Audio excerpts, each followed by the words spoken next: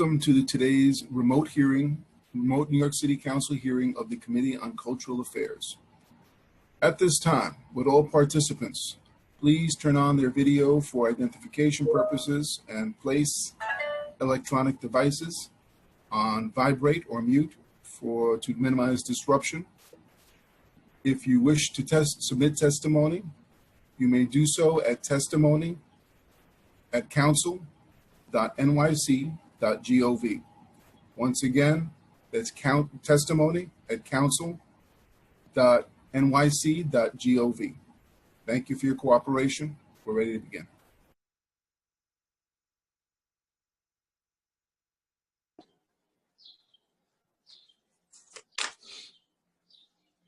Good morning, everyone.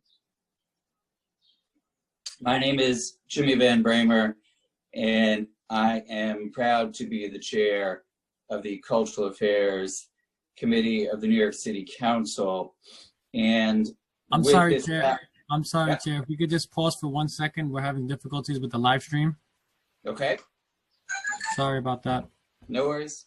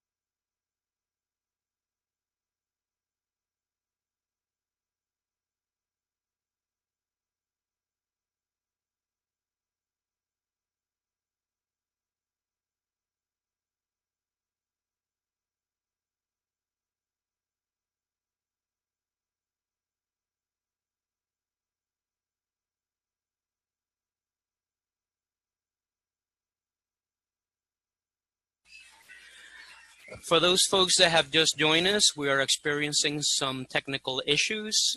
We should have that under control shortly. Just please bear with us. It should be a couple of more minutes.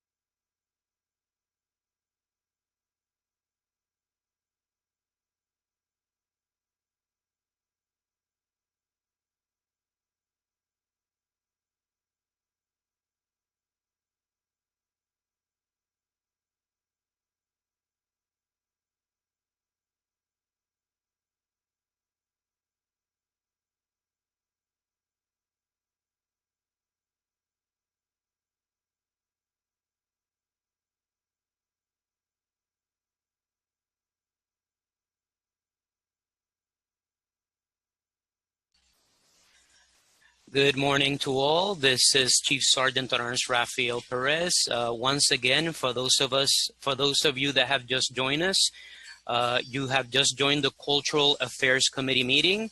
We are currently experiencing some technical difficulties. Just bear with us. We should be starting shortly. Thank you so much for your patience.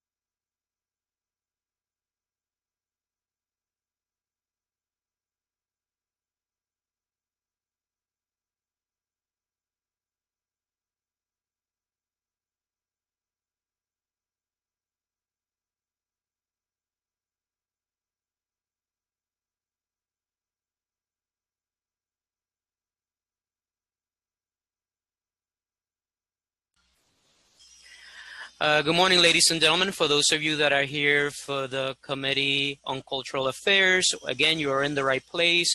We're currently experiencing some technical difficulties. The staff is working on it. We hope to have it resolved shortly. Thank you so much for your patience.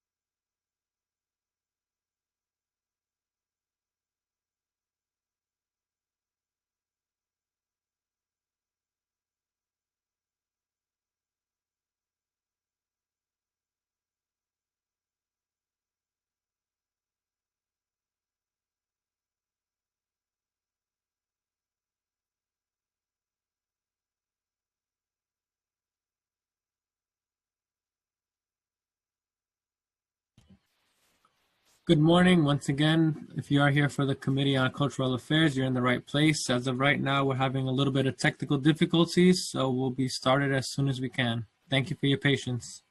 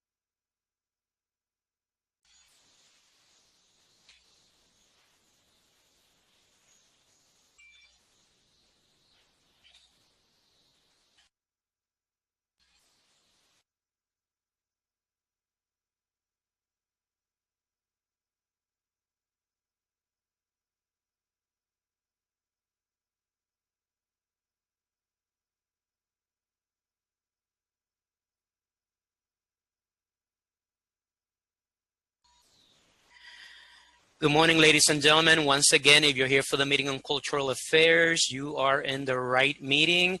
Unfortunately, we have been experiencing some technical issues this morning, which has delayed the meeting. We are very close to restarting, so just please bear with us. We apologize for the inconvenience.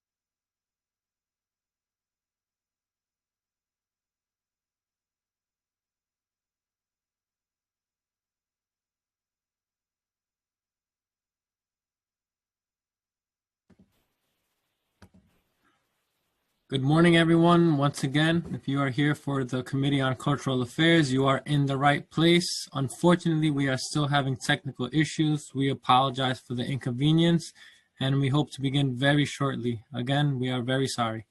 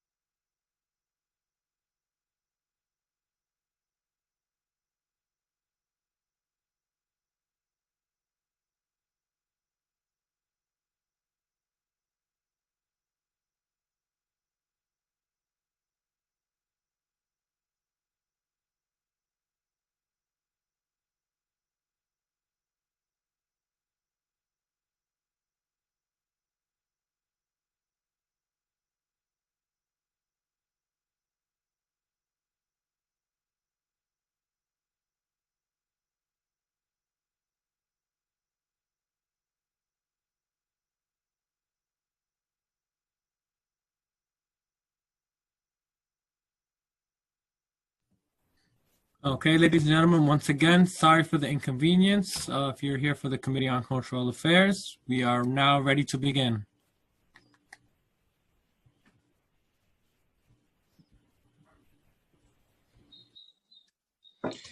So it's still good morning, everyone, from when we last began. I want to apologize to all of you for the delay. The live stream was not functioning. That is not on the council's end, but on the live streaming end. And we wanted to make sure, I wanted to make sure that all of your voices are heard by as many people as possible, because I believe what all of you have to say is so important. So instead of postponing or just talking to the room, I wanted this to be as public a meeting as possible. So we now have that ability, and we are now going forward. So I want to apologize again to all of you.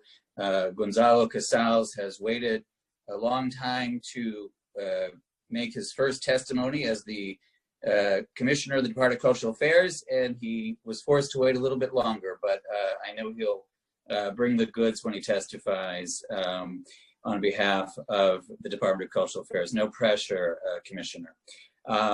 But my name is Jimmy Van Bramer, as many of you know, and I'm proud to be the chair of this committee. And with this gavel, which is a homemade meat tenderizer, we are now in session, and I hope speaking to a group of cultural affairs folks that brought a little bit of smile after our too lengthy wait. I want to recognize the members of the committee who are and have been on the call in the hearing. Councilmember Joe Borelli, Councilmember Mark Jonai, Councilmember Francisco Moya, and Majority Leader Lori Cumbo.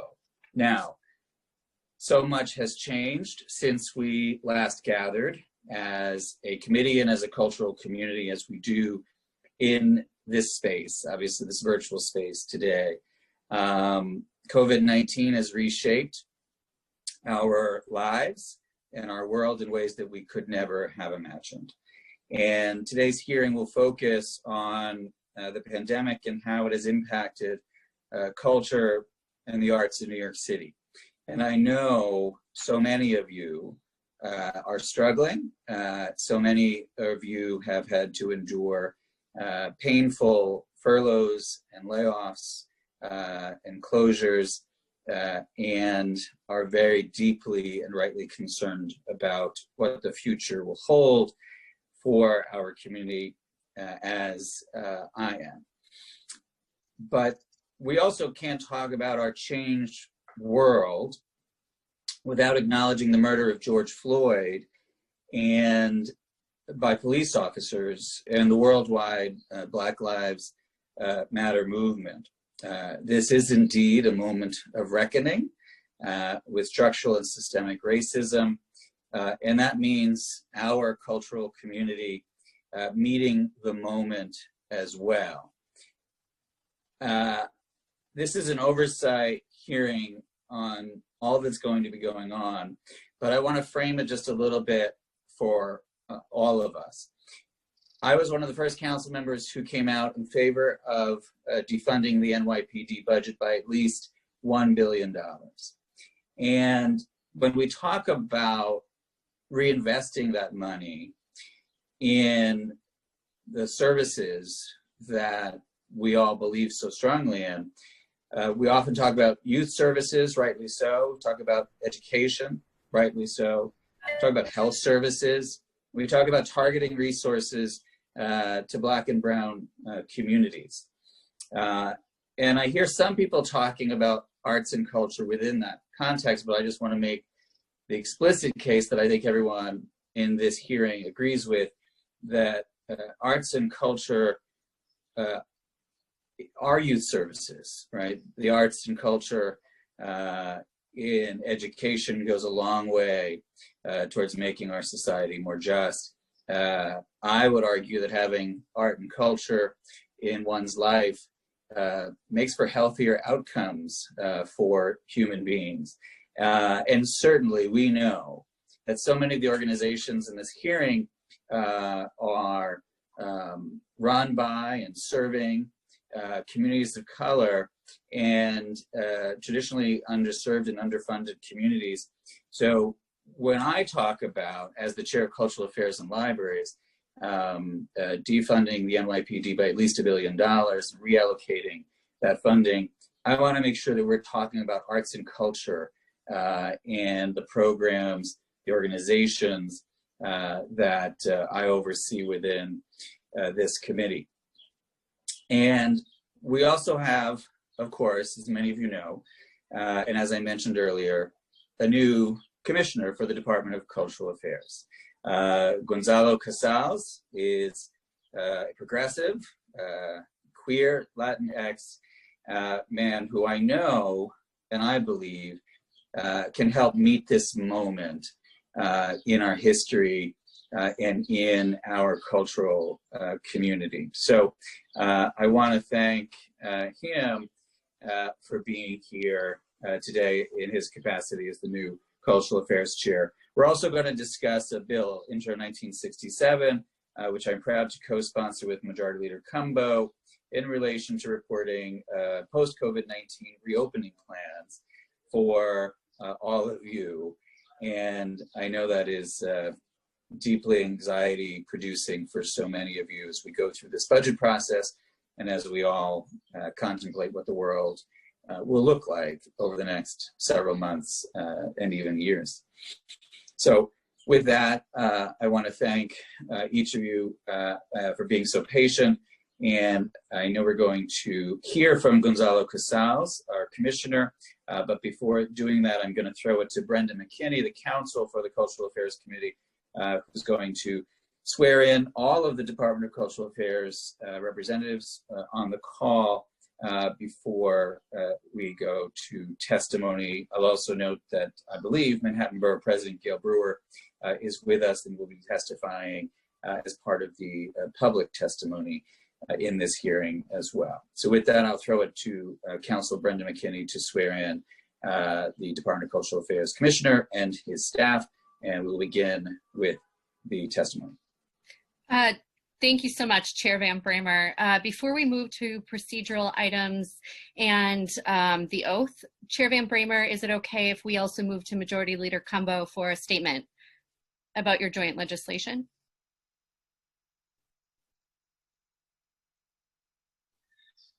Yes, absolutely. Thank you. Majority Leader?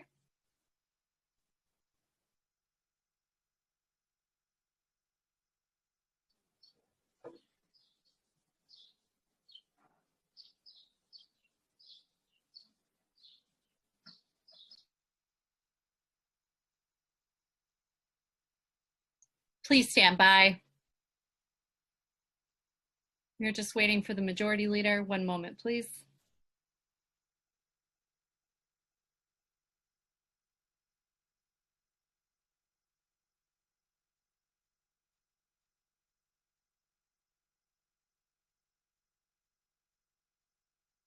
Okay, we can, Chair, I'm going to move to procedural items and we can come back if that's okay. So for today's hearing, thank you again, Chair Van Bramer. My name is Brenda McKinney and I'm the counsel to the Committee on Cultural Affairs, Libraries, and International Intergroup Relations at the New York City Council. Before we begin testimony and before the oath, I would like to remind everybody today that you will be on mute until you are called to testify. After you are called on, you will be unmuted by the host. I will be calling on panelists to testify. Please listen to your name to be called. I will be periodically announcing who the next panelist will be and in order. We will be limiting council member questions to 5 minutes.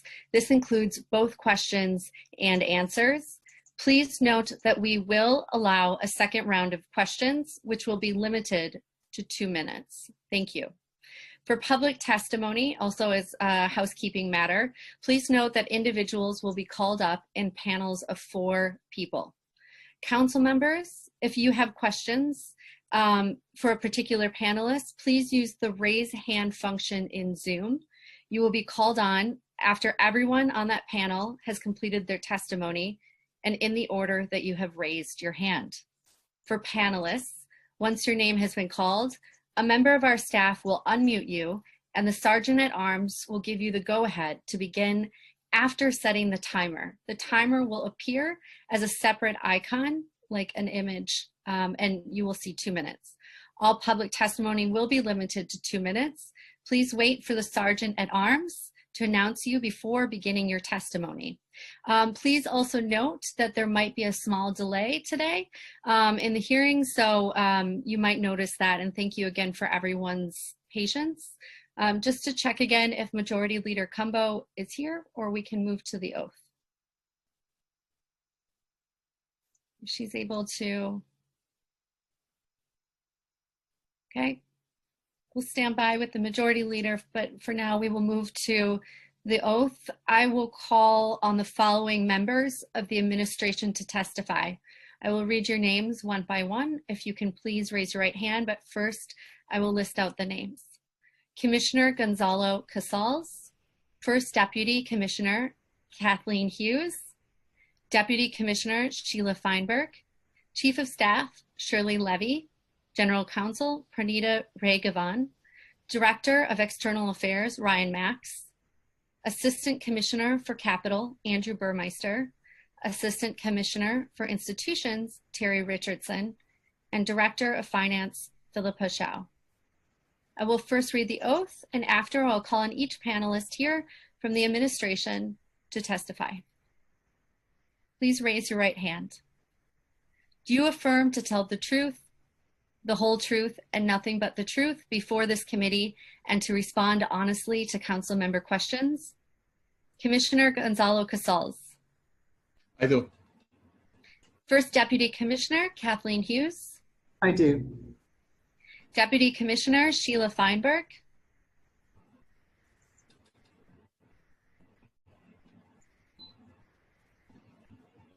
Deputy Commissioner Feinberg. Sorry, hello, I do. Thank you. General Counsel Pranita Raghavan. I do. Thank you. Director of External Affairs Ryan Max. Mr. Max. I do. Thank you. Assistant Commissioner for Capital Andrew Burmeister. Mr. Burmeister.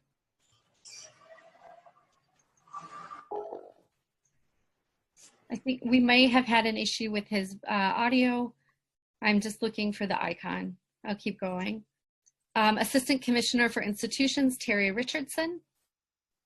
I do. Thank you. And finally, Director of Finance, Philippa Shao. I do. Shao, thank you so much. Chair Van Bramer. Yeah, so just before the commissioner speaks, I just want to make sure everyone knows that I know that the live stream has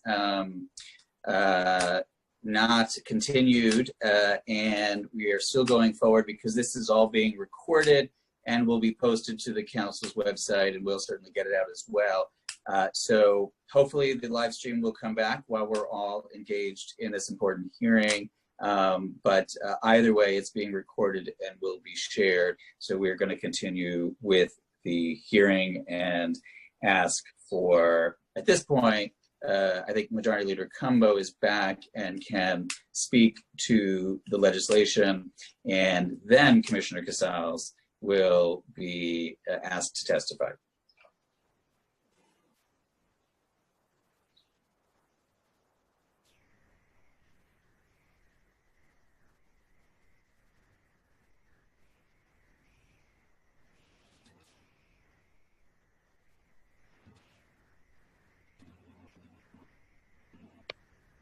Hello?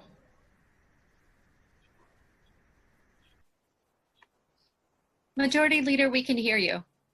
Okay, thank you so much, and thank everybody for their patience. I want to thank Chair Jimmy Van Bramer for holding this hearing today, and to Brenda McKinney from our Legislative Division, who has gracefully handled both being a dedicated mother to an infant amidst a global pandemic and a dedicated attorney with the council. I can certainly relate to the challenges of being a mom, especially as this delay has interfered with our nap time, food time, and play time. But we persevere and we move on. As we all know, the pandemic has affected industries across the entire city. We are all excited for the phase 4 reopening of art galleries, museums, and theaters alike. But first, we need to plan in place that protects visitors, employees, and their families. Today, we hear Intro 1967, legislation that I drafted, which requires New York City-based art and cultural institutions to compile a report for the council and the city discussing their plans on how to reopen. Since mid-March, a cumulative 200+ organizations have been participating in a daily call with elected officials from Chair Jimmy Van Bramer's office, the council's legislative division, and the Department of Cultural Affairs, and many others. My bill, Intro 1967, will make sure that the lessons learned from these calls, as well as other work currently being done by DCLA and the city, are properly received, distributed, and implemented in preparation for citywide reopening. Thank you to the organizations testifying later today in support of this bill. I know there are concerns as to the timelines of this bill, and hearing your concerns today is our goal. And I just want to thank all of the arts organizations who I'm a big supporter of for their continuous keeping in touch with one another, staying a part of the process, advocating for their organizations. And we know we want to make sure that we open safely and that we are protecting the residents and the tourists alike who come to New York City, because we are why people come to New York City. And we want to make sure we provide the safest opportunity for all that visit this great city. Thank you.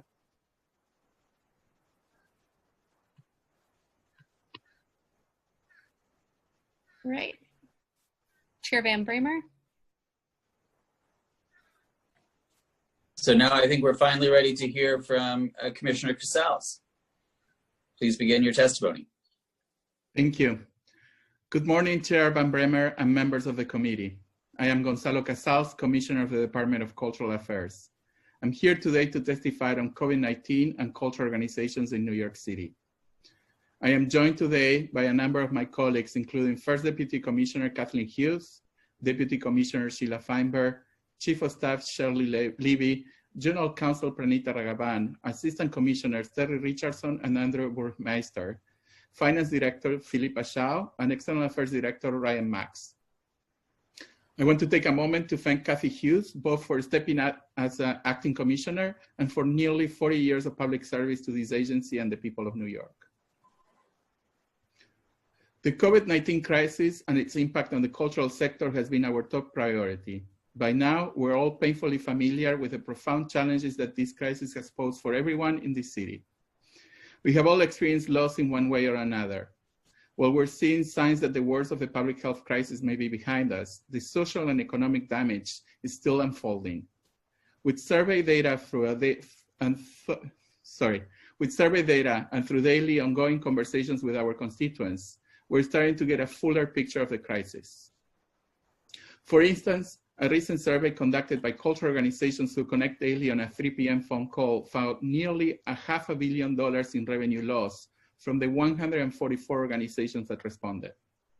For groups with budgets under $100,000, these losses represent more than half of their operating support.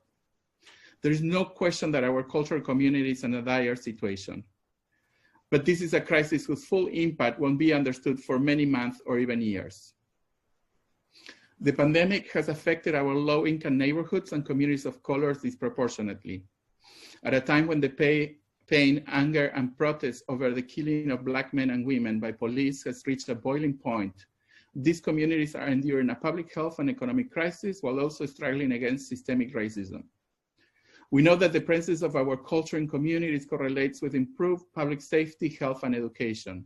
Our work must focus on supporting these communities in recovery. There's nothing that makes these communities inherently more vulnerable to COVID-19.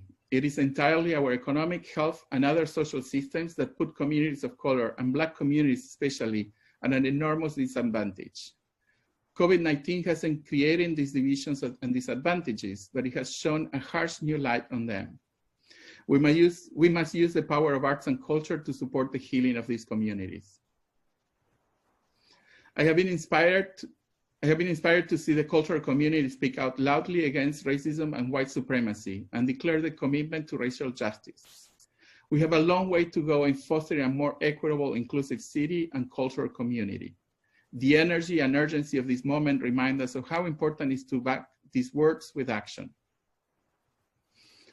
Our cultural community has suffered through the crisis alongside our fellow New Yorkers. Spaces have closed, entire seasons have been canceled, and revenue streams have disappeared.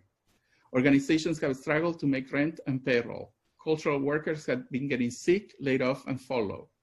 But even in these unprecedented circumstances, cultural organizations have continued to serve the people that live in this city. On Staten Island, Snack Harbor's campus became a COVID-19 testing site. The Bronx Zoo parking lot became a staging site for ambulances. Jack in Brooklyn and Dream Yard in the Bronx transformed their spaces into community food hubs. Dance NYC launched a campaign to remind us that artists are necessary workers. There are more examples that I can list here. The ways our community has shown up for New Yorkers demonstrate how central cultural organizations are to our social fabric, and how important this public-private partnership is to our city. It underscores how critical culture is going to be for our city's recovery. In addition to responding to these urgent needs, cultural organizations also continue to provide us with important necessary ways to connect, engage, mourn, and create. Just yesterday was Make Music New York. The Criminal Queerness Festival, which we are supporting through a Mayor's Grant for Cultural Impact, is presented online through June 28th. The first ever Museum Mile Festival happened on 11/18 online, on June 19 online. And virtual Pride programming is helping us connect even in the absence of the traditional parades. But I'll admit, I'll miss those quite a bit. At DCLA and throughout city government, we've done our best to support organizations while also adapting to the constantly changing crisis. At Cultural Affairs, we have worked closely with OMB to keep payments flowing. DCLA is current with payments to virtually all grantees. We have been sharing resources with our constituents, notifying them of upcoming funding opportunities from philanthropy and the federal government. The U.S. Small Business Administration Paycheck Protection Program and the Economy Insurance Disaster Loan Program, while they have limitations, have been particularly important sources of support for eligible organizations. Still, more federal support is needed, a lot more. We're also working to develop and better quantify our understanding of the impact on the cultural community. This can help us advocate for support from state, federal, and private sources and direct it where it's most needed. We partnered with Americans for the Arts to conduct a major survey for our grantees last month. The final report is being created by SMU Data Arts, and preliminary findings suggest that the smaller organizations and community-based groups have been hardest hit. We're constantly talking to our grantees through listening sessions, one-on-one conversations, and throughout the sector advisory councils. These conversations have helped us understand the reality on the ground for organizations still struggling through so many crises at once. My colleagues at Materials for the Arts have pivoted operations to supply much needed donations to city agencies and cultural organizations. Furniture from MFT8 was used to create respite centers at Metropolitan Hospital in Queens and Kings County Hospital in Brooklyn to help people on front lines fighting the coronavirus. MFTA has also made a wide range of educational offerings available online through the newly launched MFTA Online Education Center. The Administrations for Children's Services received fabric and sewing machines for masks to distribute to STEAM population, along with notebooks and educational materials. And we work with the Parks Department to provide helmets, equipment, and gardening materials for summer programming. Our partners in city government have also stepped up to assist cultural community during the crisis. The Mayor's Office of Media and Entertainment and Office of Nightlife have launched mayor engagement efforts with their constituents. Early in the crisis, the Department of Small Business Services offered a program to help groups retain employees. The Mayor's Office, the Department of Consumer and Worker Protection, Community Affairs Unit have been tirelessly updating New Yorkers with public health guidelines, reopening strategies, and other resources to help our city get through the worst of the crisis, and now take the first steps toward reopening. These local efforts are necessary, but no one source of support is going to get our constituents through this crisis. The city cannot do this alone. Well, we haven't reached the phase that includes arts and culture. we're already thinking about what reopening would look like for cultural community. I want to take this opportunity to thank all of our cultural workers. They have endured fear, loss, and uncertainty alongside fellow New Yorkers. And now we look to them to reactivate our cultural spaces as the powerful hubs for community and connection they have always been.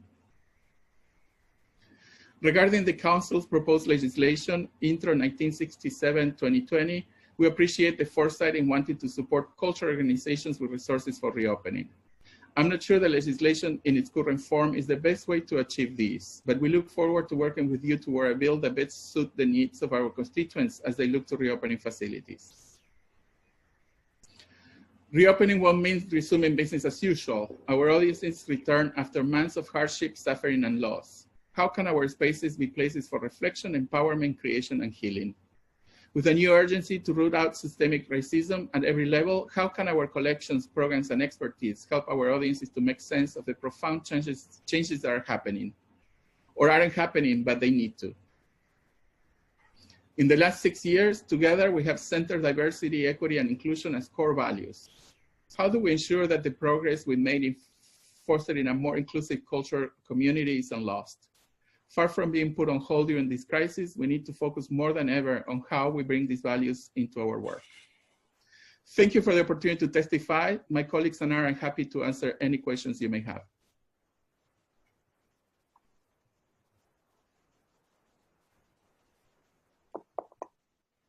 Chair Van Bramer. Thank you, Commissioner, for your testimony. And while this is not exactly how I thought we would have our first conversation, as I had many with Commissioner Finkelpearl, it is how it has to happen today. And again, I want to apologize to everyone for the technical difficulties. You all deserve much better. I do want to say to Commissioner Casals, there's a great deal of uncertainty. You referenced that. There's a great deal of fear, quite frankly. A lot of people have already endured a lot of trauma. And one of the sources of anxiety is, of course, what the next budget will look like and where we're going. And so maybe you can talk to us a little bit about the conversation going on within the administration, both the deputy mayor and the mayor and OMB, about your commitment to making sure that this pandemic is not used as an excuse to decimate cultural funding. Thank you for that question, Council Member Van Bramer.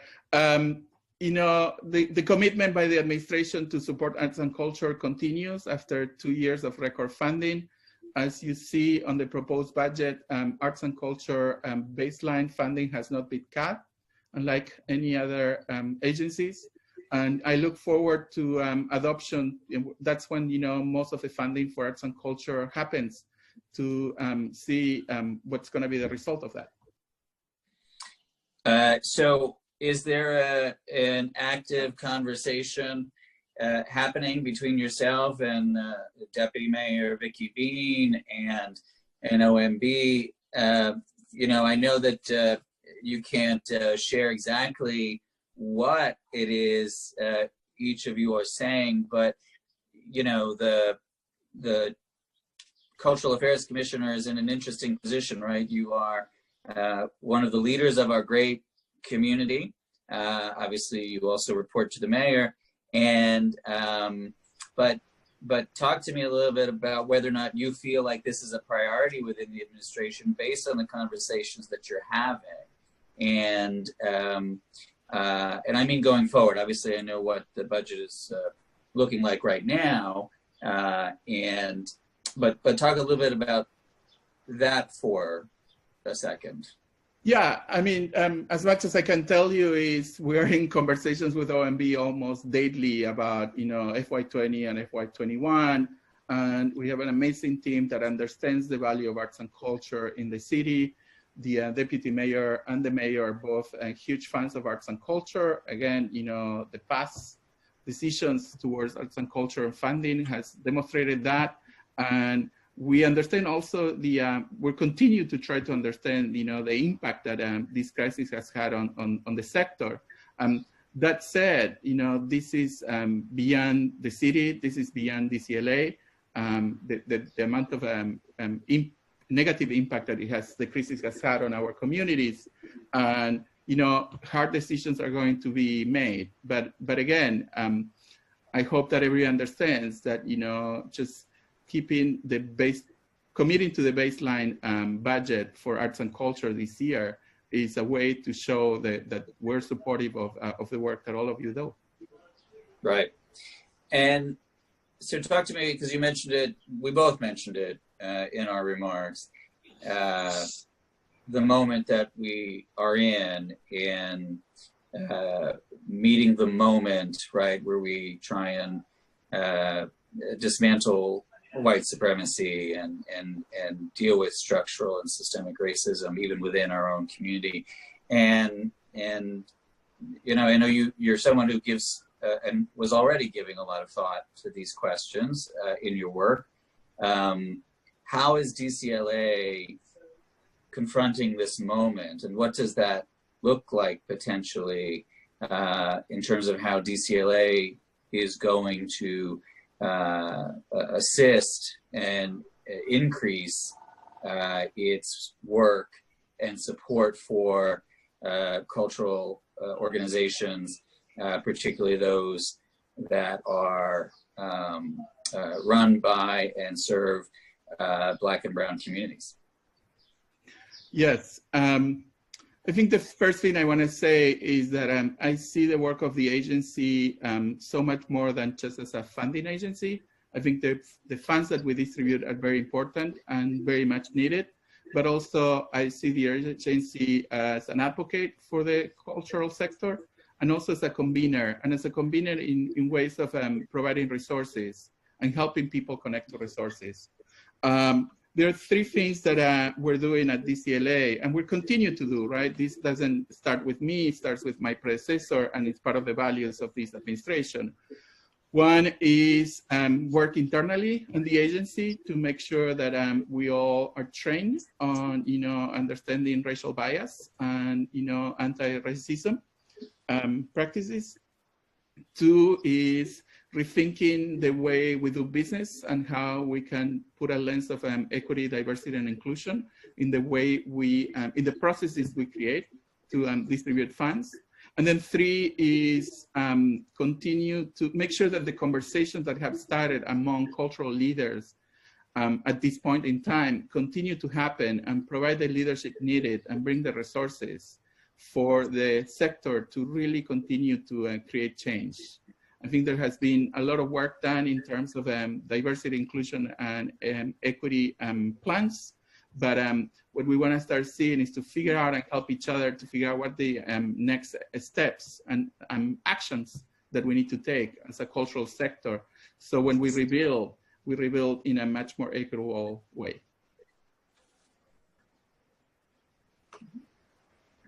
Understood.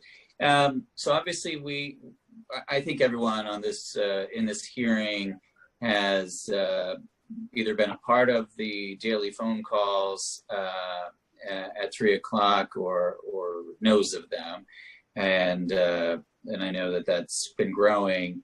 So talk to me about how the Department of Cultural Affairs is receiving the information that you gain on those calls, and then what kind of action the department has been able to take in response, right? Because it's not just a gathering of 300 folks who are complaining. It's a gathering of 300 folks who are trying to survive and help each other through this moment. But there are concrete ways in which the Department of Cultural Affairs can help those 300, of course, beyond those 300, survive.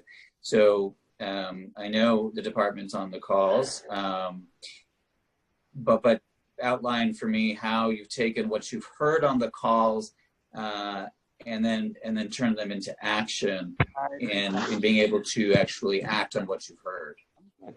Yes. First, I want to clarify the 3 p.m. culture call is one of the many meetings I have been taking with different groups in the cultural sector. And I also only attended one call of the 3 p.m. call, and I think it was last week. In general, the way we're trying to approach this crisis and take leadership on it is twofold. One is through the survey that we conducted among our grantees, and hopefully very soon we can share this with the field. And two is having more focused conversations with different groups. What's amazing and it's incredible is not only the 3 p.m. call, but all the conversations I've had with different cultural groups is that they're completely beyond complaining, and they're like just taking action. So what I'm doing is joining those calls to figure out what's needed, what's the kind of resources, what do they need from the city, and how we can help them access, or figure out, the things that they need to create in order to reopen.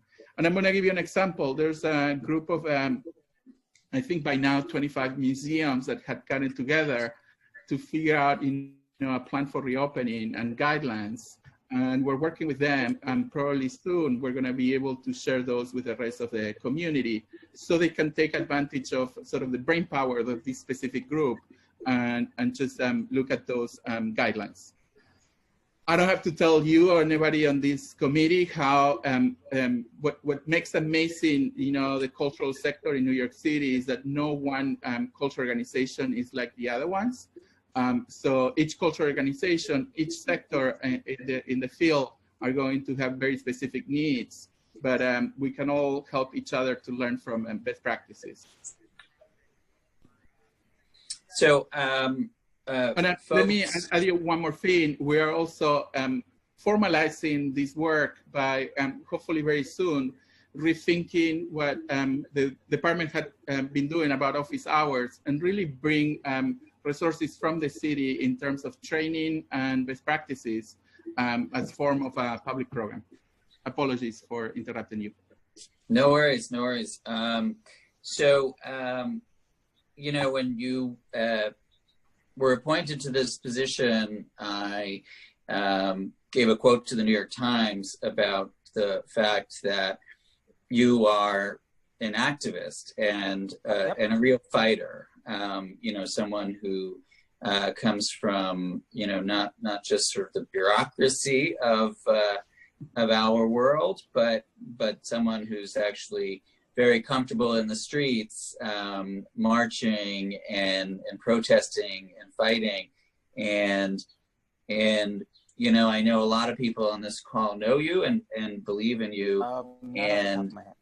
And I just want to make sure that fighting now Commissioner Gonzalo Casal's spirit continues, because this community needs you to be in there fighting, fighting with those within the administration who may not prioritize culture and the arts, and fighting with anyone who says, this is a moment to cut these budgets, right? Because they're not open, and they're not going to be open for a while. And we don't know what programming they're going to be able to offer. That many of the organizations have continued to offer programming virtually. So, talk to me a little bit about what has been happening and what you see, and then also the fact, that we need both of us, you and me, fighting as if all of these organizations' lives depend on it, because they do. Thank you for your words and the pressure. I just want to say a couple of things. One is, when I got appointed in this position, it was very clear for the administration who they were hiring. There was nowhere to hide, my values, my career. So I like to think that that's, you know, another way in which this administration has committed not only to arts and culture, but committed to a very specific kind of arts and culture that speaks of equity and inclusion and diversity. I haven't so far feel like I need to fight with the administration for in arts and culture. Again, I continue to see that there's a commitment to support this sector. Of course, in the context of the huge economic crisis that not only the city, but the country is experiencing, and with the city with a big deficit and having to rethink their priorities. So again, you know, I haven't been able to put my fighting skills, to play. But one other thing that I bring, which is I think is important, and it has worked not only in my work with the administration but with the sector, is the idea of community organizing. Right? I do bring the idea of a collective leadership, a leadership that is not only about me, but it's about the responsibility I have to work with bring everybody together to think, you know, what's the best way to get out of this crisis. And I look forward to work with you and the committee as much as I work with the administration and everybody in the cultural sector to figure out what's the best way to reopen and recover. Well, I want to state, you know, clearly that there's a complete understanding by the administration that in order to bring New York City back, we need to bring our cultural celebration, our cultural organizations back.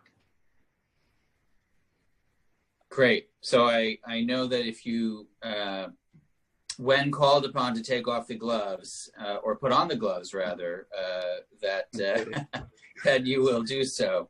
And I have another question or two, but I know people have already been waiting, and so we want to get to the public testimony as soon as possible. But I believe Majority Leader Cumbo has a question or questions for the administration.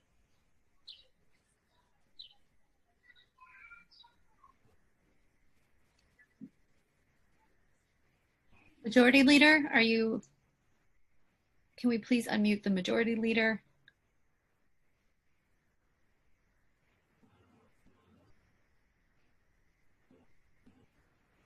Please stand by.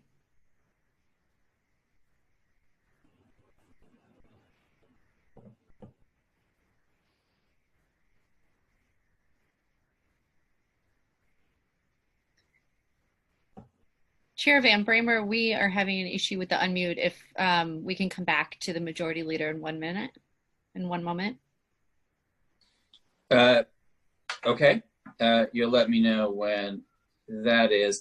So I think you mentioned, Commissioner, the national survey that's been going on with respect to cultural organizations. And I know that DCLA asked for information and data from our local New York City cultural organizations.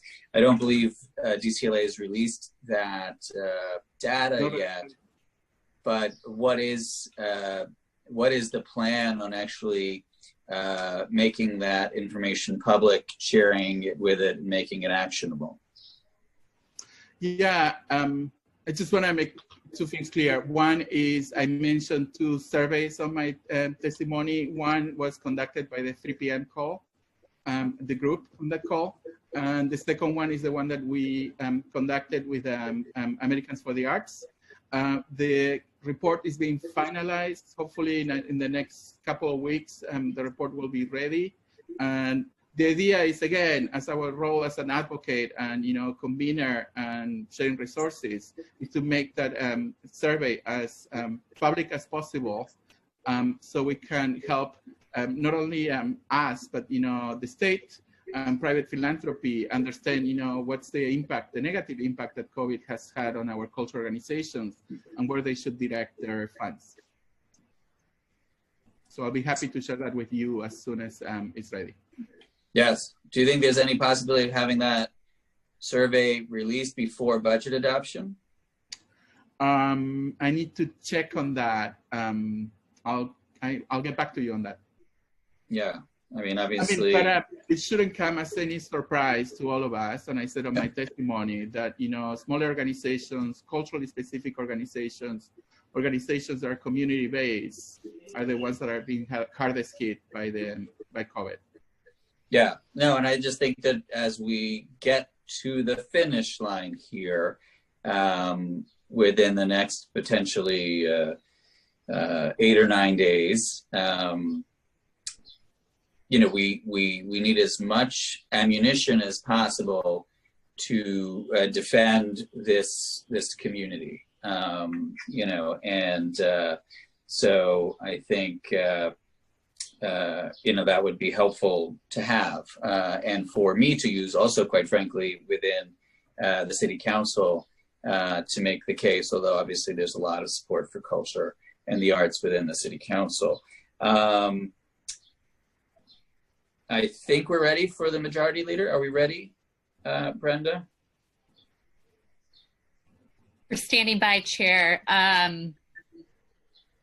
Yep, and she is ready. Majority Leader Cumbo, we will also be on a 5-minute clock, but we can see you and I believe hear you if you are ready. Okay. Thank you so much, Commissioner. And I know you've had a very difficult transition from the time that you were hired, experiencing COVID-19 yourself and being thrust into a new position. But what I wanted to know is, and Councilmember Van Bramer may have spoken about it, and I'm sorry, I'm managing my son at the same time, but the Black Lives Matter movement has had such a profound impact all across the world. Has the Department of Cultural Affairs come up with any sort of strategy or implementation in terms of how they are immediately going to specifically address the Black Lives Matter movement? Because you and I both know that what people are fighting for out here in the streets, while they have many different understandings of what it is, I know that we in the cultural community know and understand that we play the most integral role in addressing the issues of the Black Lives Matter movement. And that's about us learning about each other's culture, having equal respect for one another, understanding the trials and the tribulations that we have faced, educating our youth. Has there been any dynamic, and I'll give you a small dynamic. So for example, with Parks Department, they have come out with some sort of strategy to rename public parks after notable African Americans. What's happening with DCLA immediately, in the short term, as well as the mid and long term? Thank you for your question. Let me start by saying that it is unfortunate that we had to see, you know, so many other lives of African Americans and Black folks being lost in order to get to this point of reckoning. Mm-hmm. That said, I see that there's a huge window of opportunity for many of us to continue to push the envelope and continue to push for the change that we wanted to create for so many years. And while it has been very inspiring to see so many cultural organizations come out in support of Black Lives Matter, in support of, you know, anti-racism practices, I think it's the moment to really expand the ambition that we have in terms of the change that we were proposing. I have been saying that, you know, prior COVID, most of the diversity, inclusion, and equity plans were focusing mostly on hiring practices. And, and that's only just the tip of the iceberg, right, of all the work that we need to do. We need to include not only training with our staffs, but also we need to look at, you know, how do we change organizational cultures within institutions? How do we change content that we present? And how do we really center, you know, the cultures of marginal communities, specifically communities of color? We're committed. Yeah, go ahead. That answer is not quite tangible enough for me. I mean, I need more specifics in terms of, I guess you could say, unfortunately, we get reduced to talking points and headliners. What is the headline for the Department of Cultural Affairs? And I'll follow it up by saying, there's a huge movement to defund the NYPD. There's a huge movement to redirect the funding to communities of color. There, I believe, is where the intersection of the administration and the defund and bring to communities of color. DCLA to me is that pivotal agency that has the ability to say funding can be redirected from the NYPD into our cultural communities, specifically communities of color, organizations that are working with communities of color. How are they empowered? Has the administration had any conversations with how to redirect that NYPD funding into cultural institutions? What I can tell you is that, and like I said in my testimony, right, and you know this better than me, you know, those neighborhoods in which arts and culture, there's an investment of arts and culture, there's an improvement in public safety, there's an improvement in health, there's an improvement in education. So I think it's important, as you said, that we rethink public safety in a much broader way, and not only about policing, but also to bring the resources in order for our communities to thrive. Mm-hmm. I just want to say that these conversations, we're in a point of urgency. There's a moment of right now. And so we have to elevate above and beyond the conversations into real demands.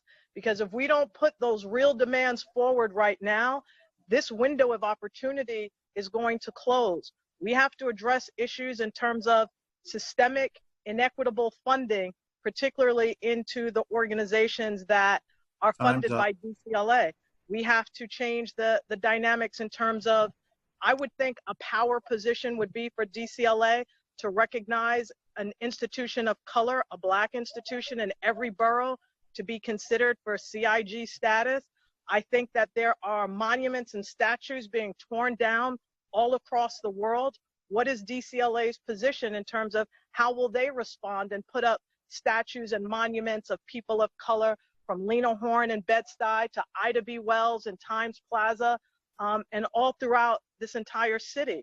So if we don't move urgently, this window is going to close, and the systemic racism that has been and the inequitable funding for communities of color and institutions of color and those organizations that serve communities of color is going to close. Do I have time to respond to that? Yes. I think we lost. Great. Thank you. Just three things. One is, and I mentioned this before, we're doing a lot of internal work ourselves to look at the way we distribute funds and how that process can be much more equitable. And we're going to share that some of the findings and actions with all of you pretty soon. Two is in collaboration with the City Council, there's a new task force putting together about monuments. And while we're already committed as an administration to build a number of monuments recognizing the work of people of color, I look forward to that task force to help us continue to push that work forward. And then in terms of CIGs, I think each cultural organization is unique, and while becoming a CIG could be helpful for a few cultural organizations, that's not necessarily the only answer that we can give as an agency in terms of the kind of relationship and partnership that we could have with each cultural organization. That said, I look forward to talking to you offline about all these ideas further and come up with a plan. I look forward to it. I have been waiting for a meeting for 2 or 3 weeks now, so I hope that we can have that meeting scheduled. And I would say that while adding additional organizations to the CIG community, particularly through funding that could be redirected from the NYPD, will not solve all of the issues. Neither will the Parks Department renaming parks after people of color, but it demonstrates a significant step in the right direction to showing that DCLA will not be business as usual. And I think that the people, the community, and the fight needs to hear that. There are people outside of our doors on an everyday basis as elected officials protesting us, saying defund the NYPD, but we need those same voices on the outside to also fight for redirecting those funds to cultural institutions and communities of color.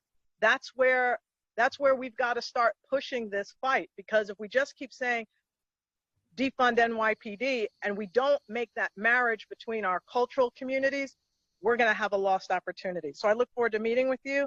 to discuss many issues that we've discussed today, as well as in my district. Thank you. Absolutely. And my understanding is that the meeting is already on the books. If it's not, I apologize for that. Okay, so then I won't curse out my scheduler. Thank you. Thank you.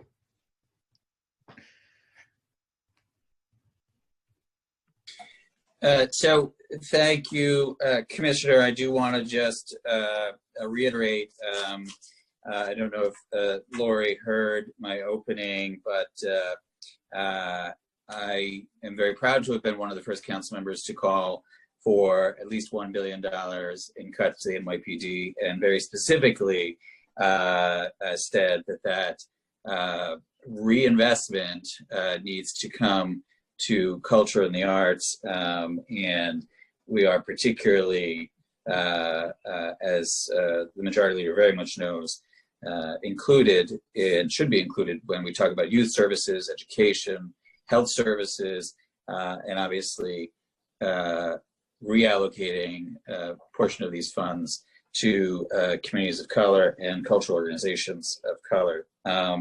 So on that we agree, and I hope as the next 8 or 9 days unfold, we can get there. So with that, I think, Commissioner Casals, we are thankful for that you have taken on this role. I wish it had happened under different circumstances. We're grateful to see you healthy and smiling. And obviously you and I coordinated on backdrops, since we both have our bookcases framing our collective words.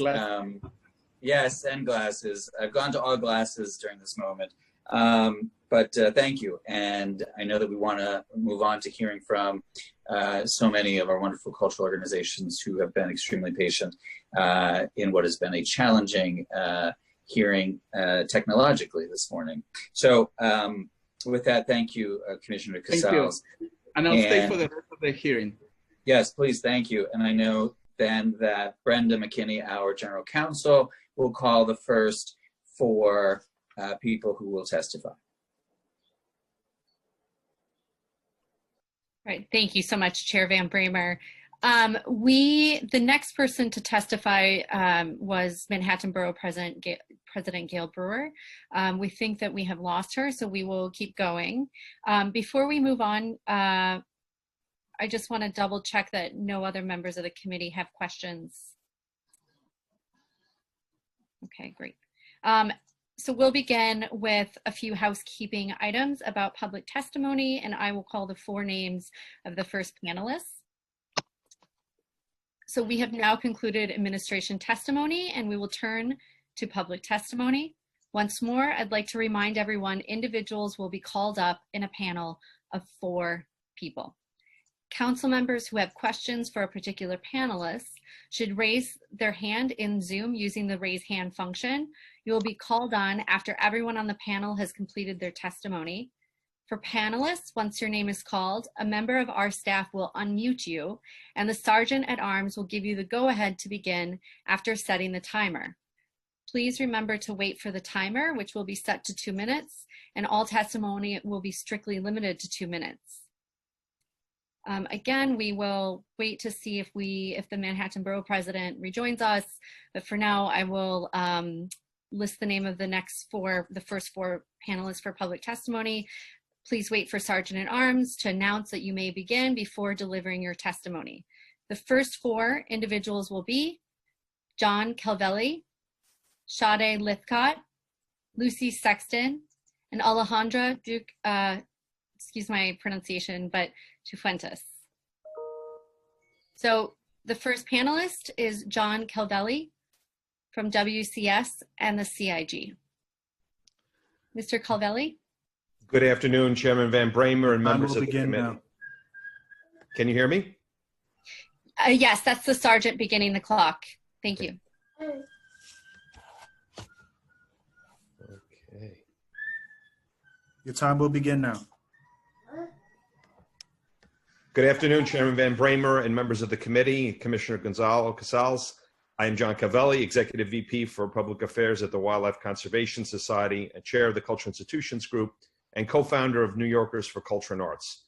I'm here today to provide testimony on behalf of the CIGs, a coalition of 34 cultural organizations who share a public-private partnership with the City of New York and are located in all 5 boroughs of the city, employing approximately 11,400 people with more than 8,000 additional volunteers.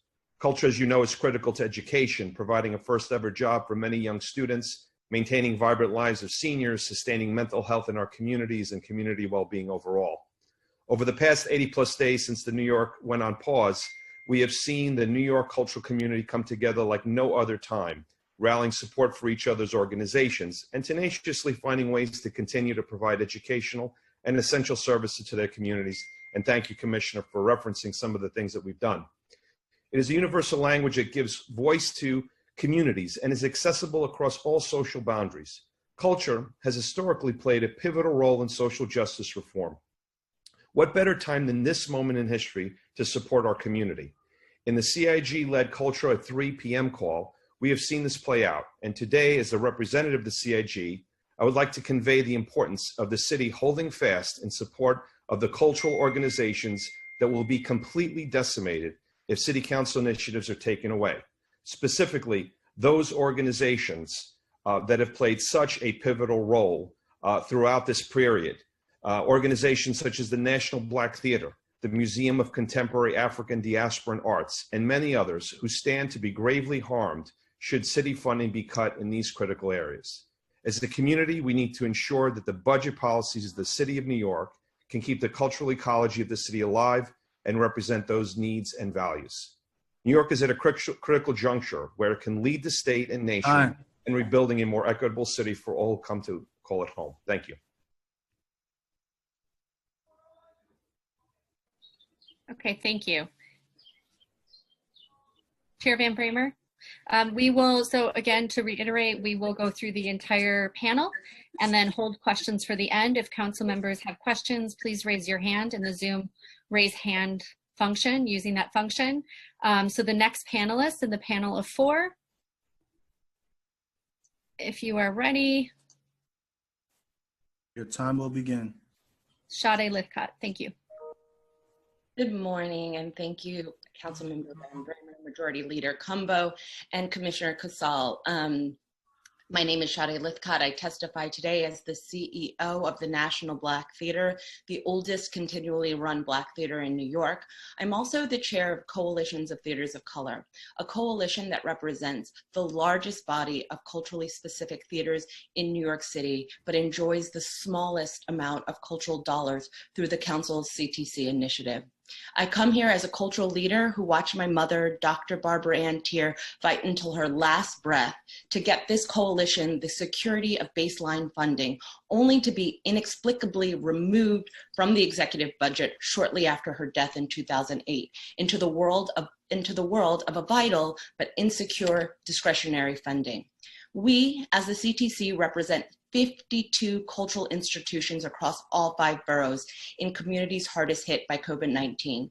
Today, our missions are more vital than ever in playing a key role in the recovery of our great city. And as many of our organizations are more than just theaters, CTC institutions have functioned as safe havens for our communities in which they operate, each year serving millions of New Yorkers with vitally needed cultural, educational, social, economic resources and opportunities for youth, senior families in local neighborhoods and the broader residents living in the outer boroughs. These are the same people and communities who have suffered systemic underinvestment and oppression that have resulted in overwhelming and disproportionate numbers of deaths due to COVID-19 and on the front lines of police brutality. Today, I testify with pristine understanding of the tremendous deficits that the city is facing and the inarguable fact that City Council's budgets will have to endure deep and sweeping cuts. However, today we are asking that no harm come to the initiative funding for the CTC, and the redistribution direction of funds from the NYPD be used to actually increase the initiative funding. Lastly, and I will submit the rest of my testimony, but lastly, I want to point out that we as artists share a common privilege with you electeds, that you are too storytellers. Every vote, every decision, every cut tells a story. I would challenge you and say, look at the decisions in front of you as the greatest story ever told. Look at the budget as a moral narrative to tell the story of our lives, our values, and reflect back the priorities of not only our great city, but of our times. You get the absolute privilege to articulate our stated values into loving action. What a privilege you have to be the power of storytelling. You, like us artists and art workers, have the responsibility of imagining and manifesting new and better worlds. This is your chance, like the artists you revere so, to be creative, to be bold, and take courageous risks towards budget justice, to shine a light in these dark times onto spaces that need it most. Thank you.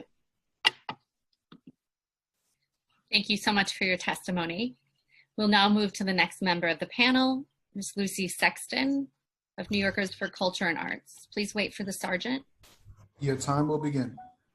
Thank you for hearing my and so many others' testimony, and thank you, Chair Van Bramer and the entire City Council for the care and work you have been doing for our city in this crisis. My name is Lucy Sexton. I'm proud to head New Yorkers for Culture and Arts, a citywide coalition of cultural groups of every size from every neighborhood. The damage of COVID to every artist, cultural worker, and organization has been immense. I am submitting with my testimony the results of the survey the Commissioner referenced. These 144 groups who answered it, a mere 10% of the city's cultural sector, have combined operating budgets of $2.2 billion, a workforce of 22,000 people, and the engagement of 10,000 volunteers. These groups projected a revenue loss of $489 million through June 30th alone. It's not just their workforces that are impacted. As the Comptroller's recent report noted, the creative economy generates $110 billion in economic activity for our city. So a crisis for culture is a crisis for our city. Despite the shutdown, culture never closed. As you'll see in the survey, culture is playing a critical role in addressing the pressing needs of communities devastated by this crisis, serving as food distribution centers, testing centers, relief centers for protesters, doing critical census outreach, and more. Online programs provide a lifeline for kids stuck at home, for seniors struggling with isolation, and offline, Queens Theater and others are sending packages of art materials to kids at home. This is in a school district where 104 children have lost one or both parents in Queens. For their and all of our mental health, we need the connection, the catharsis that arts and culture provide. Data shows neighborhoods with robust cultural centers have better outcomes in education, aging, youth caught in the criminal justice system, community strength and safety, and more. My colleague, Nikisha Hamilton at the Brooklyn Museum, points out that if you look at the old redlining maps alongside the COVID maps, you'll see they are the same. And if you then add the map of cultural assets, you see the cultural assets are missing in those exact neighborhoods. As you struggle with this budget during this time of crisis and upheaval, we ask that you break with the past. Instead of funding arts and culture first, instead of slashing arts education, instead of abandoning those neighborhoods hardest hit, we ask that you imagine a city where every citizen has value. Every neighborhood deserves the dignity, the healing, and community strengthening power that culture provides. Arts and culture can, and again, lead the economic regeneration of our communities, but City Council needs to keep culture whole in order for us to do that work. And when a full 40% of the cultural dollars get added at adoption, keeping culture for every community strong means supporting both DCLA and initiative funding. Thank you so much. Thank you, Ms. Sexton. Before we move to the final member of this panel, I'm going to read the members of panel 2 to let you know that it will be starting soon. So the panel 2 members will be Taryn Sacramone, Sheila Lewandowski, and Lisa Gold. Now, the final member of panel 1 is Alejandra Duke Chifuentes, excuse me if that's mispronounced, from Dance NYC. Please wait for the sergeant. Your time will begin. Thank you. Thank you for bringing us together and for listening to this testimony at this time. My name is Alejandra Duque Cifuentes. I am a Regal Park, Queens resident, an immigrant New Yorker, and I serve as the executive director of Dance NYC. On behalf of Dance NYC, a service organization which serves over 5,000 individual dance workers, 1,200 dance-making entities and 500 nonprofit dance companies based in New York City, including dance workers of color, immigrants, and disabled dance workers. I join colleague advocates working across creative disciplines in thanking the committee for your leadership during this time and in requesting, 1, that the committee include arts and culture communities in your economic support and relief plans and pass legislation to protect our organizations and workers. 2, that the committee acknowledge the ongoing lasting impacts of slavery and establish and execute a plan to address those impacts and repair the harm done by immediately establishing a commission for reparations for past and continuing harms inflicted upon Black and Indigenous peoples, from colonialism to slavery through food and housing redlining, mass incarceration, and surveillance.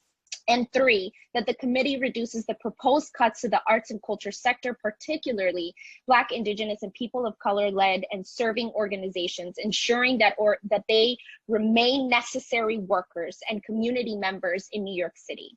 After this pandemic and the recent national unrest due to the ongoing murders of Black people at the hands of a white supremacist system, and those who benefit and uphold it, there is no returning to business as usual. Culture is what makes New York City the most important city in the world and a leading force that has led our economic and social recovery in past crises, including 9/11.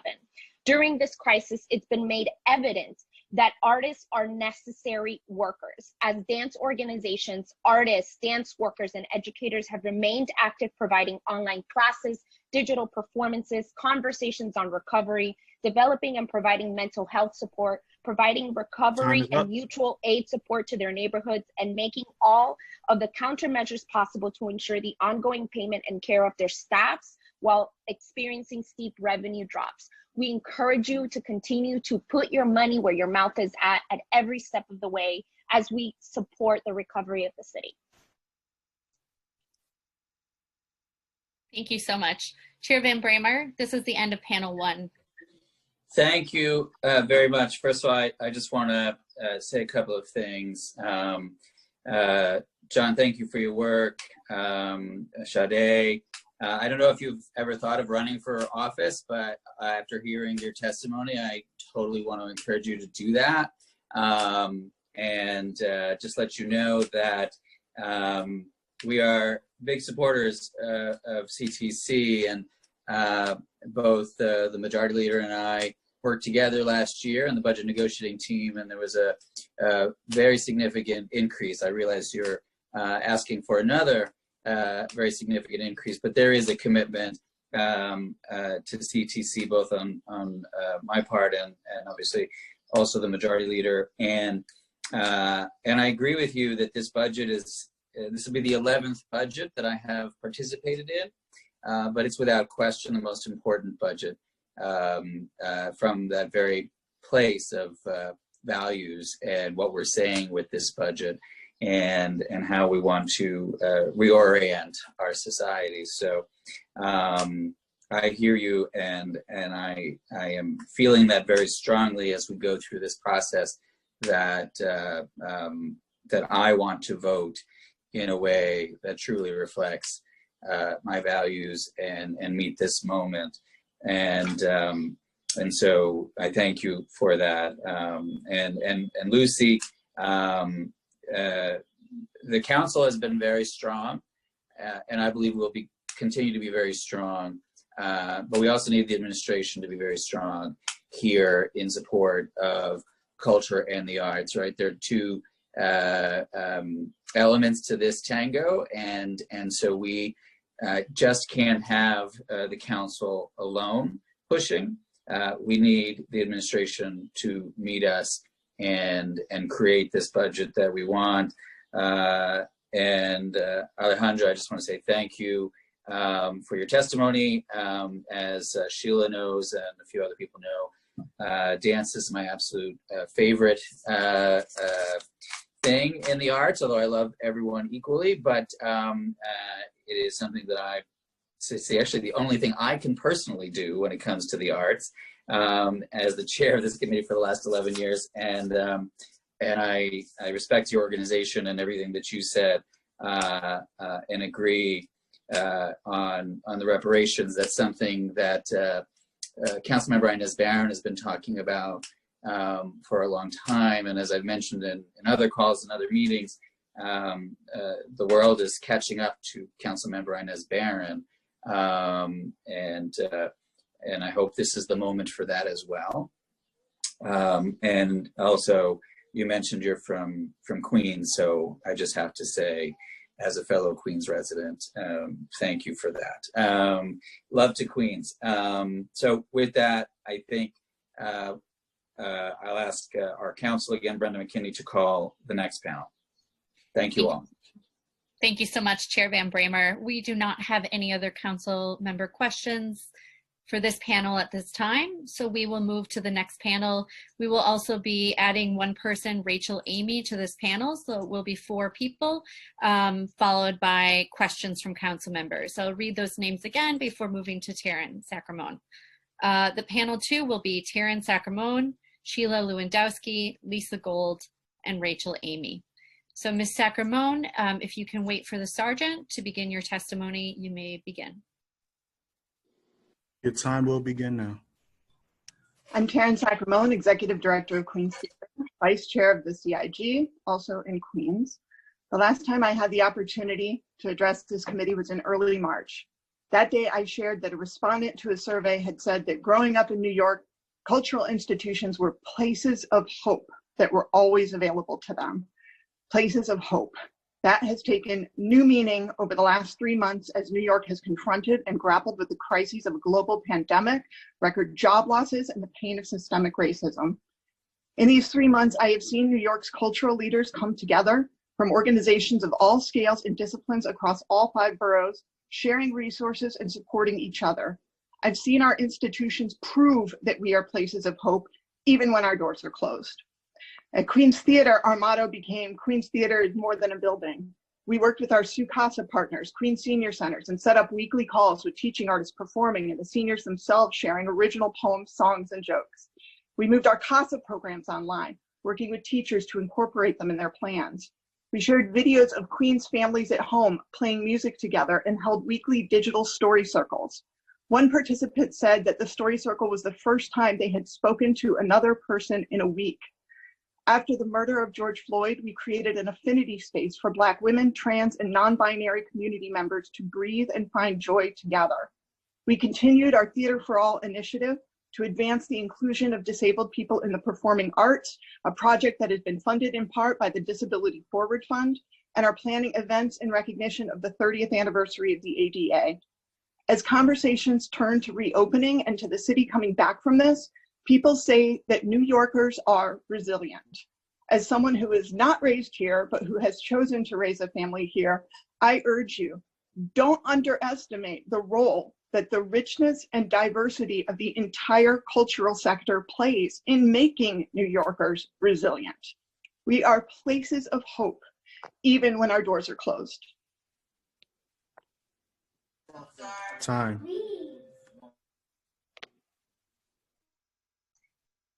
Thank you, Ms. Sacramone. We'll move to the next member of the committee, Ms. Sheila Lewandowski. Or sorry, excuse me, the next member of the panel, Ms. Lewandowski. When the sergeant calls, you may begin your testimony. Your time will begin now. Good afternoon, Chairman and friend Jimmy Van Bramer and the committee. Thank you for this opportunity to testify. My name is Sheila Lewandowski, co-founder and executive director of the Chocolate Factory Theater in Long Island City, Queens. Get right into it. I do not envy the task before you. You are fighting for the body and soul of this city, for the bodies and souls of all who inhabit this city, prioritizing monies collected from all of us for all of us. My mom told me this week about prioritizing feeding us when we were on food stamps when I was a child. She said she made it work with $7 a week for food. She also made sure we had music, drawing, dancing, playing, and storytelling. And she volunteered doing arts at the community center in the projects we lived in because a full belly without hopes, dreams, community, and learning is not living. All moms want their children to have futures and hopes. Now you have to decide what you want for this city, want this city to have in its future. That's the council and the executive branch. Now is not the time to cut funding for culture and the arts, especially not now, and especially not initiative funding specific to organizations run by and serving communities of color and those historically unseen and not heard. We need more ways to elevate the diverse voices, Blackness, queerness, immigrants, First Nation, everyone. We need to come together to build truthful, consistent, lasting equity using culture and the arts. We need greater truth in education told through stories of and by the oppressed and marginalized, told in dance, music, theater, painting, sculptures, the recontextualizing of public art and monuments. These truths, if fully supported, will help lead the city in its recovery. As you prioritize this budget that is a fraction of its prior self, keep in mind the culture will help in the economic recovery too. The world is rising to its feet for truth and will return to and look to New York City if New York City leads the way supporting culture and the arts, not just through the COVID-19 recovery. But we cannot be partners if you cut us now and expect us to be here next year. Some of us, including artists, may not be here next year anyway if cancel rent or some comprehensive rent relief does not come through. The eviction extension will not protect us. The Chocolate Factory has continued without stop to employ a year-round team and artists, whether or not they're able to be in our space. We continue to work with peer small local businesses to make Queens and New York City vibrant. This morning when the park opened across the street, my phone blew up as people asking about the sprinklers because that's the kind of partner we are. We are and want to be ready to come back to the city, but we need help. We cannot shut down now and just reopen in a year. And echoing what Sade said, a budget is a frame for a story. What is the story you want for the city? What are your priorities for a just and humane city? Tell us the story. Time's up. Thank you so much, Ms. Lewandowski. As a reminder, if council members have questions, please raise your hand using the Zoom raise hand function. We'll move to questions after all panelists. The next member of panel 2, the next person will be Lisa Gold. Ms. Gold.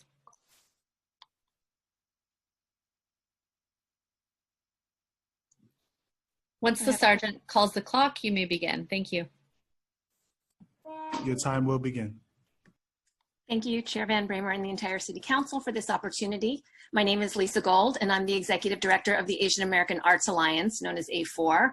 We're a small but very mighty 37-year-old Brooklyn-based service organization dedicated to ensuring greater representation, equity, and opportunities for Asian American artists and arts organizations, as well as providing a critical voice for this community.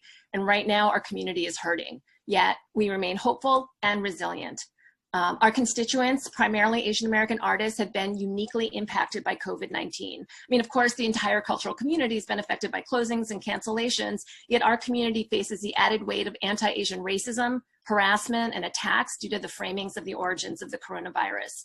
So we at A4, we've been working overtime to ensure that our community feels safe and connected and cared for. In mid-March, we surveyed our constituents and we adjusted all of our programs and services based on what they said that they needed. We created a comprehensive list of financial and COVID and APA specific resources that have been shared throughout the community. We've developed programs such as the Resilience and Response to Anti-Asian Racism Workshop, which has garnered more than 5,700 views on Facebook. And we'll continue to bring together our community and share their powerful work through our events like July's Town Hall, which features artists in solidarity with justice movements.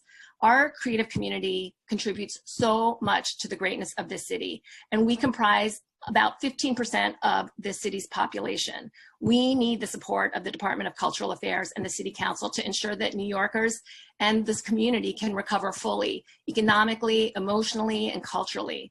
I ask and I beg of you to please ensure that the arts, especially in underserved and traditionally underfunded communities, continue to receive the Council's fullest support. Thank you again. Thank you so much for your testimony. We'll now move to the final member of this panel, Ms. Rachel Amy. You may begin when the sergeant calls the clock. You may begin. Thank you for having me. My name is Rachel Amy, and I'm the Executive Director of Drag Queen Story Hour NYC. Drag Queen Story Hour is a program where drag queens read stories to children in libraries, schools, and community spaces all across the city. Through storytelling and creativity, our program teaches children about gender diversity and all forms of difference to build empathy and give kids the confidence to express themselves however they feel comfortable. During these challenging times, messages of acceptance and empathy are more important than ever, and we believe that educating a more empathetic new generation of kids begins with diverse books and diverse storytelling experiences. Drag Queen Story Hour NYC began providing virtual programming on March 20th, 2 days before the citywide shutdown. Since then, we've produced 73 virtual Drag Queen Story Hour events via Zoom, Google Meets, and Instagram Live, in partnership with the public library systems, local schools, and other community organizations, and thanks in large part to funding from the New York City Council members and Department of Cultural Affairs. Through our virtual programming, we're actually reaching more children than in regular times, since many of our live stream events are viewed by hundreds of people. Our library partners tell us that our program is among the most popular of their virtual programming. The following is a quote from Fritzi Bodenheimer, press officer at Brooklyn Public Library. She says, "One of our most popular live stream programs this week has been Drag Queen Story Hour. The drag queens are so sparkly and colorful, and the kids just love to hear stories and songs from them. Many of the stories they read are about tolerance and acceptance and love, so it's even more important to present that at this time when we all need a little more love." And our Brooklyn Public Library programs, which we do once or twice a month, are funded in part due to support from Majority Leader Laurie Cumbo. The following is a quote from Erin Lewowski, the PTA president at PS 150Q in Astoria. PS 150Q was scheduled to have Drag Queen Story Hour perform last month before the schools closed, and we were so happy when they offered to perform virtually. We had such a lovely Your time evening. is up. With students from K to 5 joining a virtual meeting to hear harmonica read wonderful stories of inclusion and sing songs. So I just wanted to end by saying that we're a very grassroots organization. I'm the only staff member and I work part-time, and we depend on the New York City Council members for support. We're so grateful to Councilmember Danny Drum, Councilmember Jimmy Van Bramer, Councilwoman Carlina Rivera, Majority Leader Laurie Cumbo, Councilmember Ben Kalos, and Councilmember Keith Powers for support, and we hope we can count on your support next year. Thank you very much. Thank you so much. I'm going to move to Chair Van Bramer. This concludes panel 2. Councilmember Cumbo also has a question.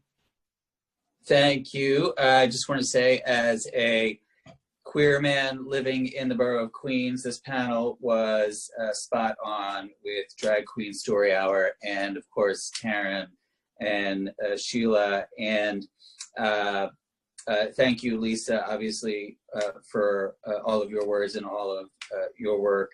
You know, and I was really happy. I participated in a couple of those Drag Queen Story Hour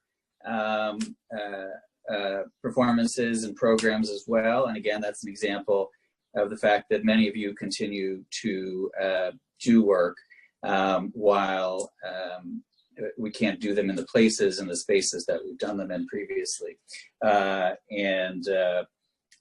Thank you again to Taryn and Sheila for talking about the importance of centering all of this work that we do, and Lisa on the budget and making sure that it's doing budget justice and that we are really focused on Black and Brown communities and communities that have been underserved for far too long. So with that, I just want to thank everyone and throw it to Majority Leader Cumbo, who I think is going to speak to this panel as well.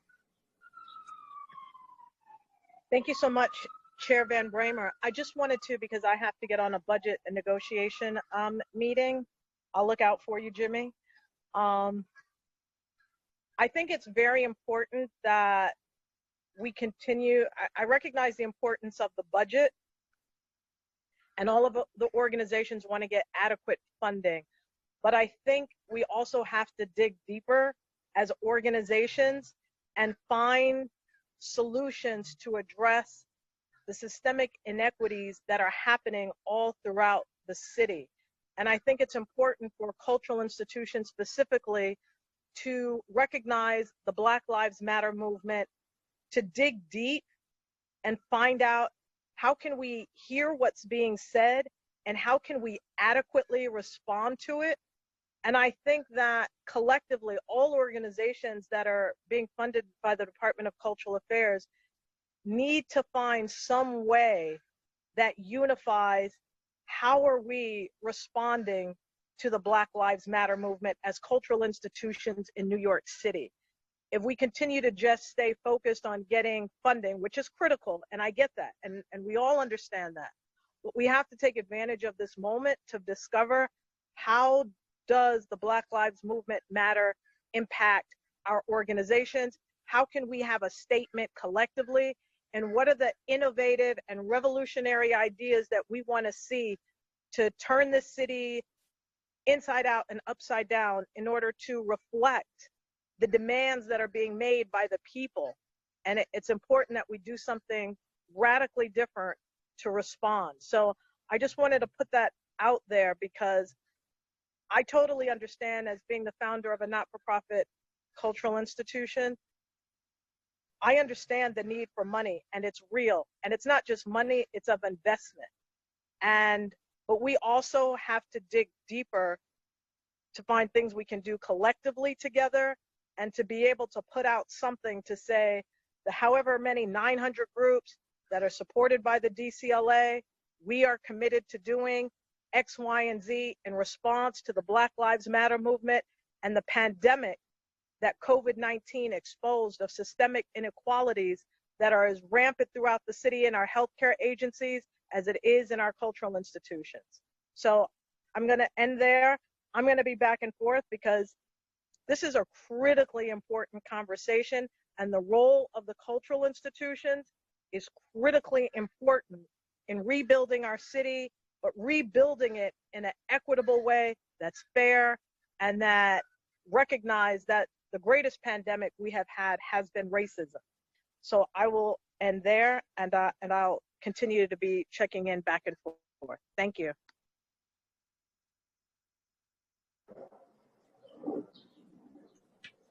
Thank you. Great. Brenda, you going to call the next panel? Yes. So the next Okay. panel 3, thank you, Chair Van Bramer. We will have 4 people, and we will take questions at the end of the panel. The first person is Linda Kennedy from the Intrepid Sea, Air, and Space Museum, followed by Anna Chirino, again, apologies for any mispronunciation, from El Museo del Barrio, followed by Jack Klieger from the Museum of Jewish Heritage, followed by the New York Historical Society and Ms. Cheryl Morgan. So the next witness will be Linda Kennedy. You can begin when the sergeant calls the clock. You may begin your time now. So I'm Linda Kennedy. I'm the Vice President of Evaluation and Education at Intrepid Museum and a Woodside resident, so yay, Queens represent. Thank you for having me here today. Like many of our institutional peers, we've had to make some tough decisions, being closed for basically a quarter of our year, and have been operating with nearly 80% furlough of staff. In spite of that, the museum's education department produced daily live free digital programming aimed to support schools and families, and have served 3,000 people through those as of the beginning of June. We redesigned programs offered for teacher professional development, teens, veterans and their families, and children and adults with cognitive, developmental, and physical disabilities, all to be provided remotely. We've continued work with our CASA school partners and our Immigrant Initiative school partners, serving over 500 students at virtual after-school sessions. And we've continued with our Career Ladder paid internships with our mentors, working with the students to finish out their projects and produce a day-long virtual youth summit for 400 of their peers. We've had 2 virtual astronomy programs serving 12,000 people from all over the world through Twitch TV, and featuring astronauts such as Mike Massimino, Nicole Stott, and Garrett Reisman. And while remote programming has helped us reach audiences all over the world, our heart, of course, is here. And we've been working with our partners in the New York City Department of Education, the Department of Homeless Services, the 3 city library systems, and others to provide engaging, inspiring content to local communities as much as possible. And as we look forward to the time when we can safely reopen our doors, we encourage and thank you for the continued support, for the contribution of museums and cultural organizations to the educational community and economic fabric of New York City.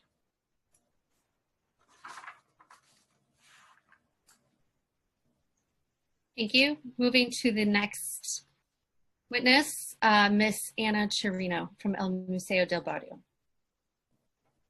You may begin when the sergeant calls. Your time will begin. Thank you to the City Council today for the opportunity to speak about arts and culture in these pivotal times. Thank you also to DCLA for their support of the arts. And to our new commissioner, we are proud to have you as an El Museo alum. My name is Anna Chirino. I'm representing El Museo del Barrio. We are an anchor of the East Harlem community, started over 50 years ago by artists, parents, and educators with the goal of raising up the Puerto Rican and Latinx community that at the time and still is plagued by systemic racism, divestment, and alienation. Issues which I'm pained to say we are still in the struggle of addressing and even acknowledging. This year, we have been forced to face the historical lack of access to health in Black and Brown communities, the precarity of our labor force, and how the institutions that are there to protect us do not. Black and Brown communities are intimately familiar with these dynamics. Diversity, equity, accessibility, and inclusion for us has always been a survival issue. It's not just about hiring practices. We are glad that these issues are now gaining the light that they merit and the political will that will be needed to eliminate them. Add to this a pandemic that has uprooted our daily lives and the systems upon which we all depend. East Harlem, by the way, was one of the most affected neighborhoods. As we transition from a moment to a movement, we all have a responsibility to each other and our social fabric. The role of cultural organizations will be undeniable through the different functions we serve. Culture educates. We learn together with our audiences about how we need to change. Culture presents art. We highlight voices, in El Museo's case, Latinx voices, so often marginalized. Culture is also a convener. As we create spaces where people come together, we facilitate healing and social cohesion. At El Museo, art is not for art's sake. We serve over 12,000 students a year through our educational programs. We host art workshops for seniors with dementia. We do job training for youth on the autism spectrum. We place teaching artists in schools with a lack of arts programming. We work with inmates on Rikers Island. We lead the largest Three Kings Day parade in the state. We celebrate Dia de los Muertos and work with our local healthcare facility to bring arts to those in recovery. We conduct census phone banking and outreach, and we present programming via our bilingual digital initiative, El Museo en tu Casa. For a POC-led organization like El Museo del Barrio and one of the smallest CAGs, this work would not be possible without the support of the New York City Council. This crisis has affected all of us, and we face an unprecedented fiscal landscape. We must be unified as we confront what comes. That being said, we humbly request that the City Council allow us to continue serving our public via public funds, if at all possible. A budget is a moral document, and as we talk about reinvesting in our communities, we should also be talking about the important role that local arts organizations play in developing our neighborhoods and enriching the lives of our Black, Indigenous, and POC youth. Thank you. Thank you so much for your testimony. We'll now move to the next witness. We'll hold questions for the end of the panel. We're moving to witness number 3, Mr. Jack Klieger from the Museum of Jewish Heritage, a living memorial to the Holocaust. You may begin when the sergeant calls the clock.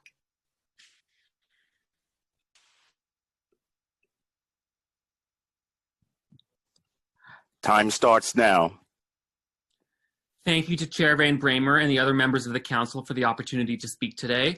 My name is Ari Goldstein. Jack Klieger was planning to testify himself, but he couldn't participate given the delay this morning, so I will deliver Jack's testimony on behalf of the Museum of Jewish Heritage. Located in Battery Park City, we are the 3rd largest Holocaust museum in the world and the primary resource for teaching and learning about anti-Semitism in New York. We usually educate more than 200,000 visitors per year, including more than 60,000 New York school children, about the history and lessons of the Holocaust. Our work is grounded in the conviction that teaching the evils of the past to the next generation will help build a more compassionate and tolerant world. That goal is more important than ever before, with anti-Semitic hate crimes and racism against many minority communities in New York rising sharply over the last several years, and particularly so during the coronavirus pandemic. The Museum of Jewish Heritage is rising to the challenges presented by the pandemic by creating new online resources focused on teaching virtually what hate can do, as well as weekly professional development seminars for New York educators, online classes for New York students, and public programs for people across the country. All our online programs are free, and their content is aligned with the urgent calls for racial justice and an end to police violence being made by so many members of our community. Since the pandemic forced us to close our doors on March 15th, we've created online educational programming that has reached more than 80,000 people. We've been treating the pandemic not only as a threat to our old way of doing things, but also as an opportunity to do things a new way, to make progress towards our goal of going beyond the walls of the museum and reaching people directly in their homes and communities. But amidst the successes we've had in going beyond the walls and reaching so many people with our educational content, the pandemic is presenting the museum with an existential crisis.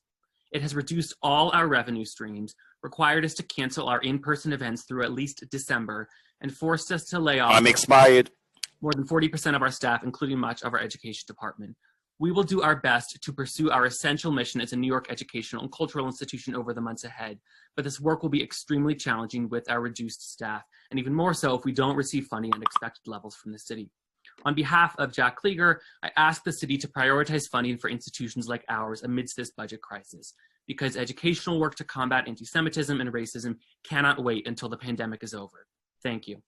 Thank you so much for your testimony. We'll be moving on to the final witness in this panel. And just to remind people, we do have a 2-minute clock because of the list of witnesses, but we will be reviewing all written testimony in detail. So you can still submit written testimony and updates to written testimony up to 72 hours after the hearing, and that will be reviewed in testimony if you cannot orally testify to all of it.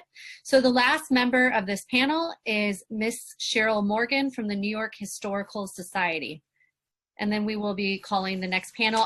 Before we move to the final panelists, I'll also read the names of the people on the next panel. The first member will be Christopher Mendoza from the National 9/11 Memorial Museum, Ms. Siri Horvitz from Lincoln Center, Ms. Janice Monger from Staten Island Museum, and Angel Hernandez from the New York Botanical Garden. That's the next panel, but first we will move to the last witness on this panel, Ms. Morgan. Thank you. Time starts now. My name is Cheryl Morgan, and I am the Director of Development at the New York Historical Society. Members of the City Council, thank you for your exceptional support and for the opportunity to offer testimony on behalf of New York Historical today. In response to the pandemic, New York Historical closed our doors on March 13th. By March 23rd, we transitioned all of our K-12 museum and classroom programs and family learning workshops to the virtual space, making our daily offerings free and accessible to all. This transition was only possible because of the vital programmatic support of the Department of Cultural Affairs and the City Council. It has allowed us to provide direct educational service to more than 25,000 New York City public school students, teachers, and other learners since the pause began. And this work will continue through the summer and for as long as is needed until our regular education programming can resume and we can get back into schools across the 5 boroughs. This funding has also helped us advance public understanding of Black history. We've distributed free digital resources from our exhibitions Slavery in New York and Black Citizenship in the Age of Jim Crow, and produced free virtual programs exploring Juneteenth, the legacy of Frederick Douglass, and leadership in times of civil and social unrest. Now, the museum's closure has resulted in a staggering loss of $6 million of earned income for us.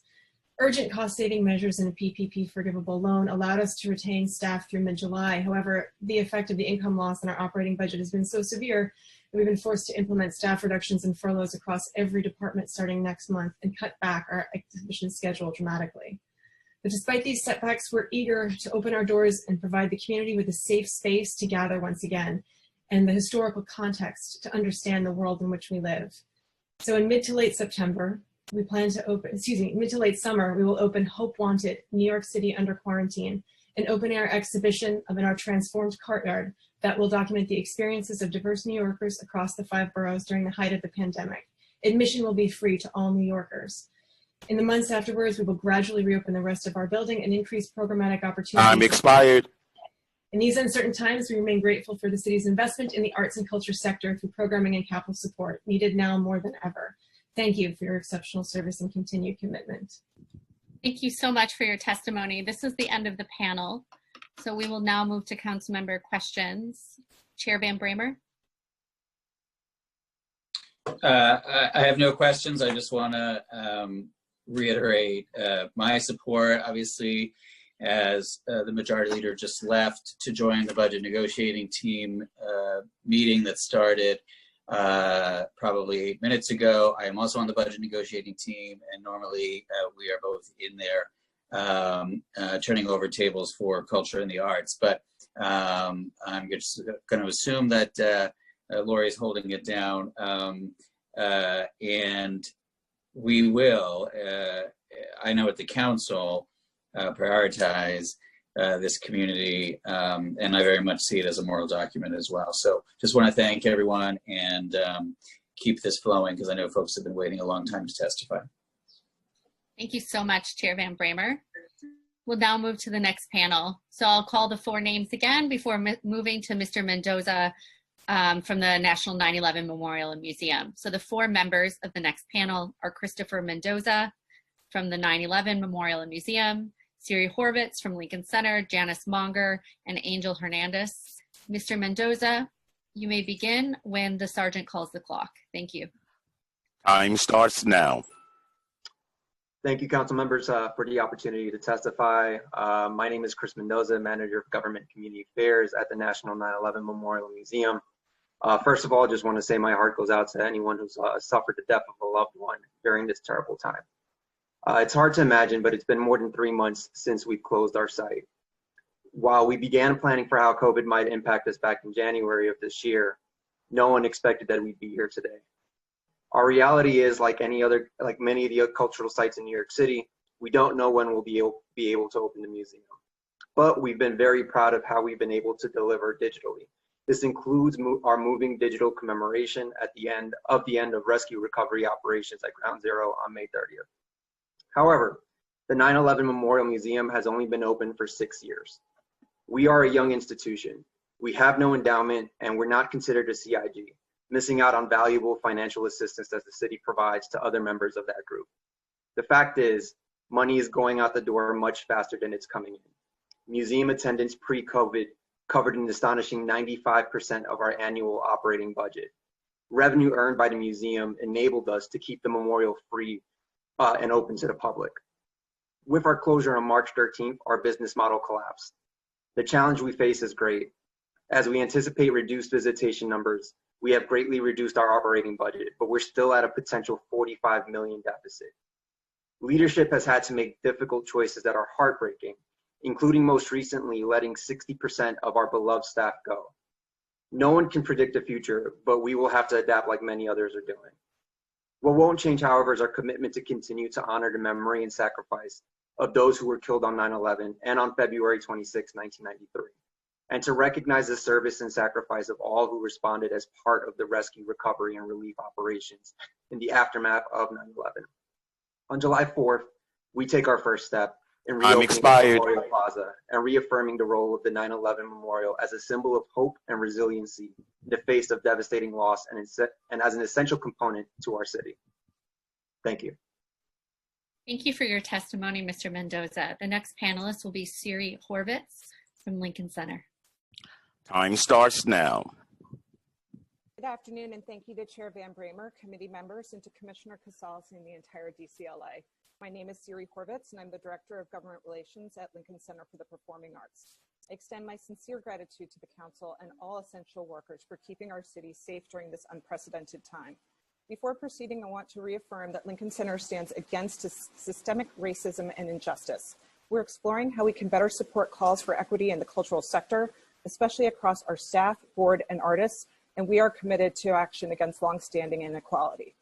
In the spirit of togetherness, we remain committed to our founding mission from 60 years ago, to provide the best of the performing arts to the broadest possible audiences. COVID-19 has had a devastating impact on Lincoln Center. Our facilities have been closed since March 12th, and all performances have been canceled through January 2021. We've lost about $13 million in anticipated revenue, and we've furloughed or laid off approximately half of our staff.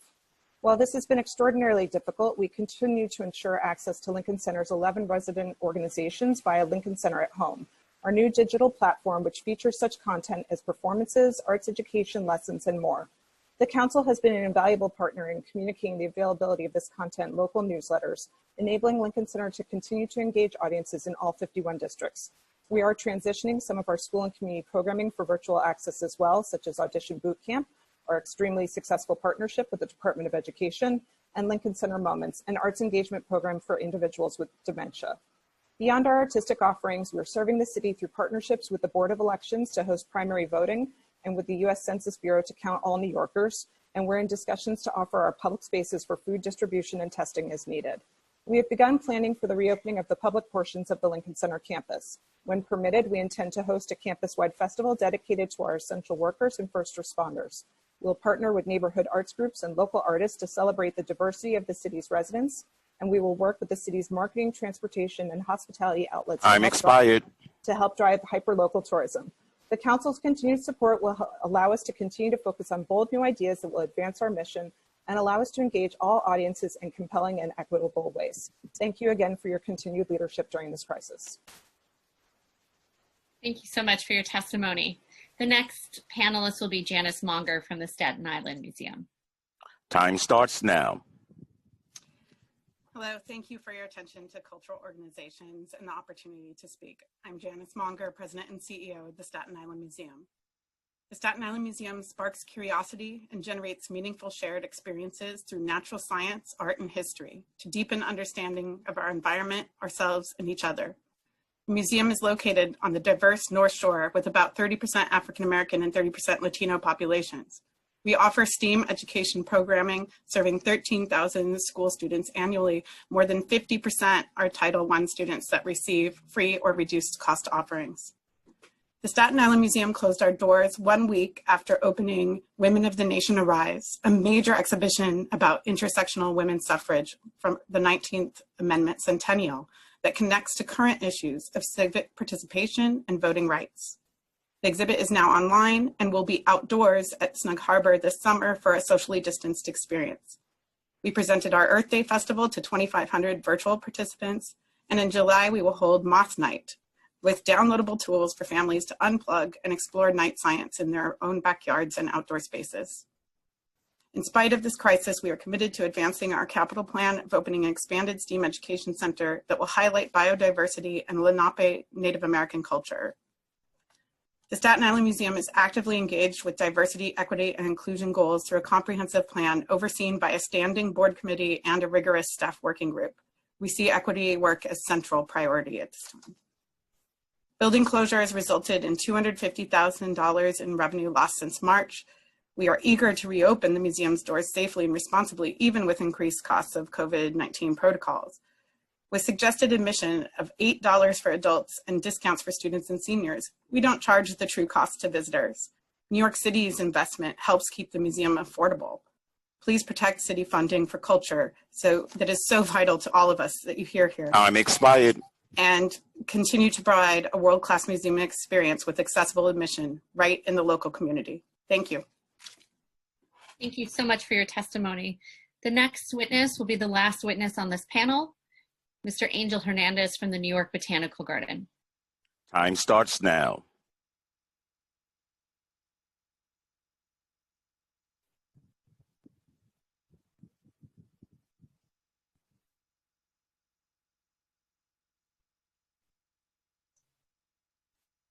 Mr. Hernandez, you can begin your testimony if you are still on the line. I see.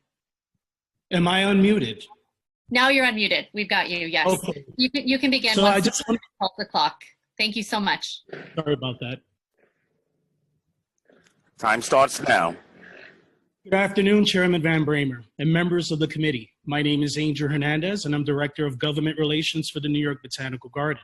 Chairman Van Bramer, I first want to thank you for letting me speak this afternoon and for always being the cultural community's champion in the council. I also want to thank New York City Council Speaker Corey Johnson and your colleagues for the ongoing support for our city's cultural institutions. Before the onset of COVID-19, the Garden has just celebrated Black History Month with a well-attended awards dinner late February.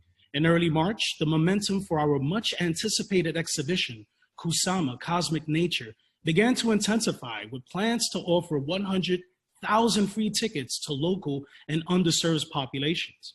With our efforts to slow the spread and all public events canceled or postponed for the remainder of FY20, earned income, which is 35% of our annual revenue, has all but vanished. Our total estimated financial impact of all COVID-19 loss through July 1st is close to $15 million. Our school programs were in full effect as well. One of them was the Edible Academy School Partnership Program, a state-of-the-art educational complex. The academy is where students are taught the essentials of plant science and healthier eating while learning the core values of leadership, responsibility, and teamwork. At the onset of the virus outbreak, the academy was hosting 10 public schools with an attendance of over 1,000 students. When schools finally closed in mid-March, our staff at the academy was left with a fast-growing harvest but no attending students to demonstrate for.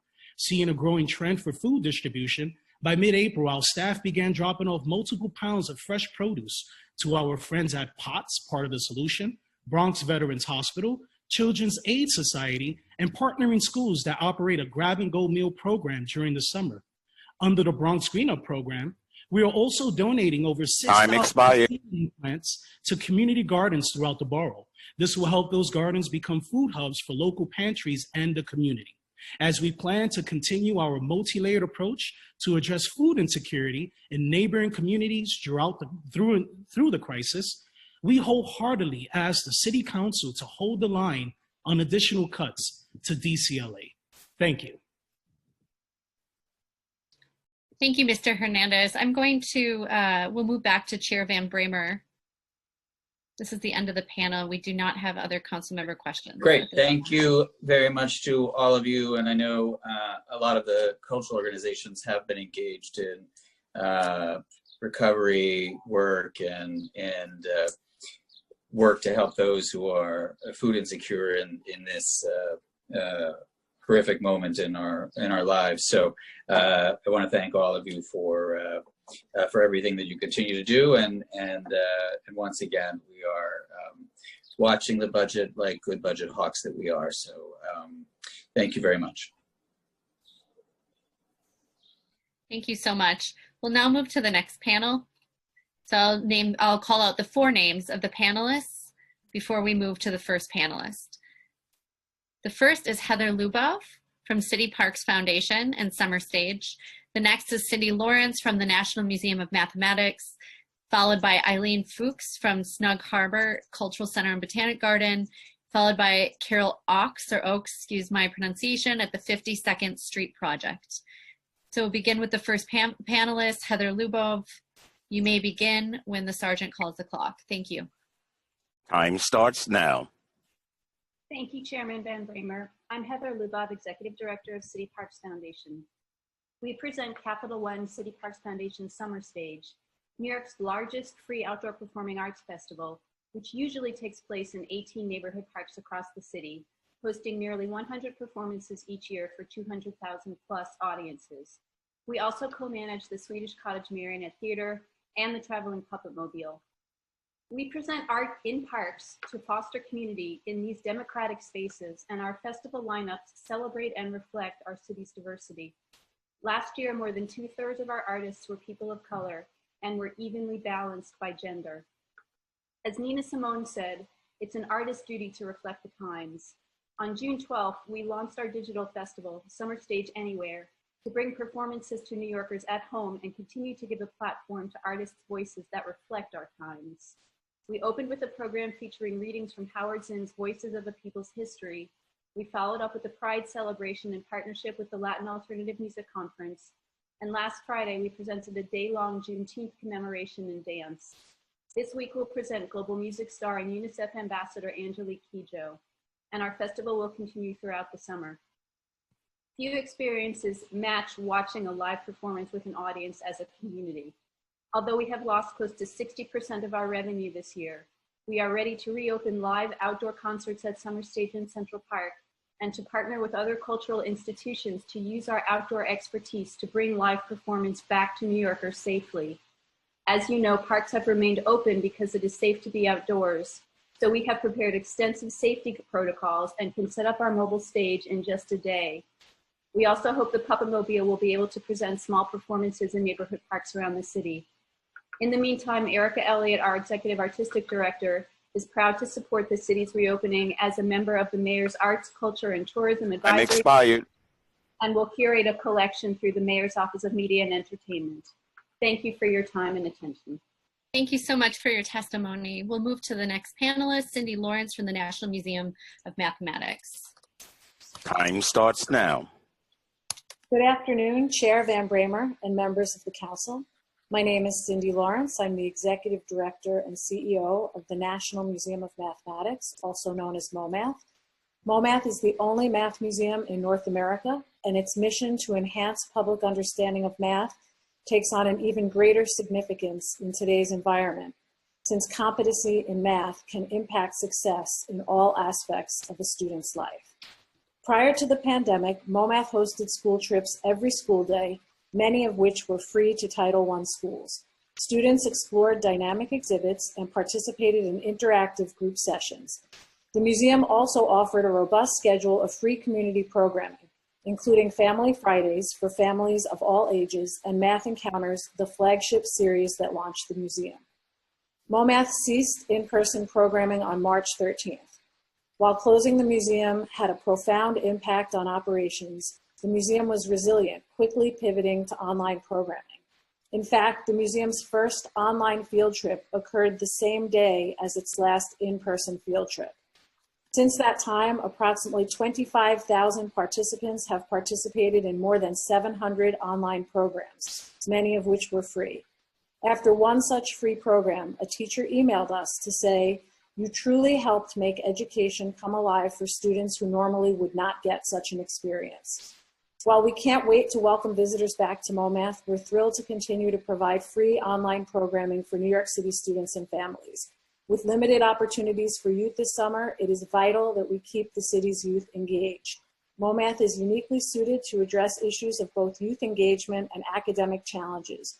We use games, puzzles, and crafts to connect math to other subjects like sports, music, visual arts, astronomy, and engineering. In short, we help students realize that math can be fun. Thank you to the Council for your dedicated advocacy. I'm expired. Excited to continue to work together. Thank you. Thank you for your testimony. We'll now move to Ms. Eileen Fuchs from Snug Harbor Cultural Center. Yes, excuse me, Sergeant. It's okay. Time starts now. Good day, Chair Van Bramer and members of the committee. My name is Eileen Fuchs, and I'm the president and CEO of Snug Harbor Cultural Center and Botanical Garden in Staten Island and a proud member of the CIG. I'm here today to urge full funding for cultural organizations in the FY21 city budget. I'm grateful to the New York City Council and the mayor for recognizing the essential nature of the arts and culture sector to the resiliency and economic recovery of New York City. Snug Harbor is the cultural programmer and property manager of an 83-acre historic campus. The cultural anchor of our borough, we collectively welcome 500,000 visitors annually. We provide critical staff and resources to conserve our landscapes, incubate artistry that celebrates our vibrant diversity, and maintain a safe and secure home for numerous small businesses and museums that serve our communities. And we do all of this in the best of times with limited human and capital resources. The COVID-19 pandemic has validated Snug Harbor's place in our communities. We have remained open throughout New York on Pause, providing free and open green space for safe and socially distant exploration while also serving as a COVID-19 testing facility. We have responded to the current crisis with resiliency and imagination, moving content and programming online, serving regional enrichment centers, and creating virtual community building events. Our Heritage Farm donates weekly to a local food pantry and launched a new community-sponsored agricultural initiative. Our gardeners provide plants and advice to local community gardens. Cutting funding to Snug Harbor will harm the vulnerable communities we serve, impair our progress towards social justice, and decimate the 40-plus individual artists and small businesses who call our campus home. We are located on the North Shore where nearly 1/3 of residents live in poverty. We serve upwards of 22,000 students in Title I schools annually and engage marginalized youth through many programs and partnerships, including with the Department of Probation. Today, our city is grappling with a public health and economic crisis in an ongoing pandemic of racial injustice. Cultural organizations can lead our communities through essential progressive change as a nexus for public discourse and engagement. Everyone in this hearing today has spent the last several weeks avidly consuming arts and culture, binge watching your favorite shows, listening to music, growing herbs and plants and flowers. Arts and culture bring communities together, nurture our shared community, and celebrate our diversity. Please maintain our funding to inspire residents. I'm expired. And build an equitable and just city that never sleeps. Thank you so much for your testimony. Before we move to the next witness, I'm going to call the next panel so you're aware that you're coming, and then we'll have the final panelist in this panel. The next 4 witnesses for the following panel will be Kat Bloomfield from Arts Business Collaborative, the Honorable Bobby Diggy, excuse my pronunciation, from Canvas Institute and Gallery, Noel Allen from the Bushwick Star, and Beth Allen from Downtown Brooklyn Alliance. Before that, we will move to the final member of this panel and any council member questions. As a reminder to council members, please raise your hand if you have any questions. The next person is Carol Ox from the 52nd Street Project. You may begin when the sergeant calls the clock. Thank you. Time starts now.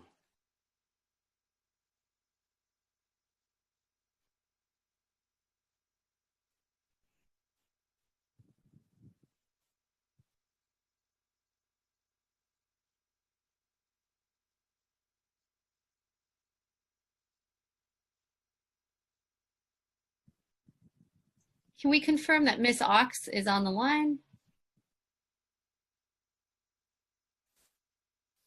We'll wait 1 minute. We'll be on standby, and then we will conclude this panel and move to any council member questions.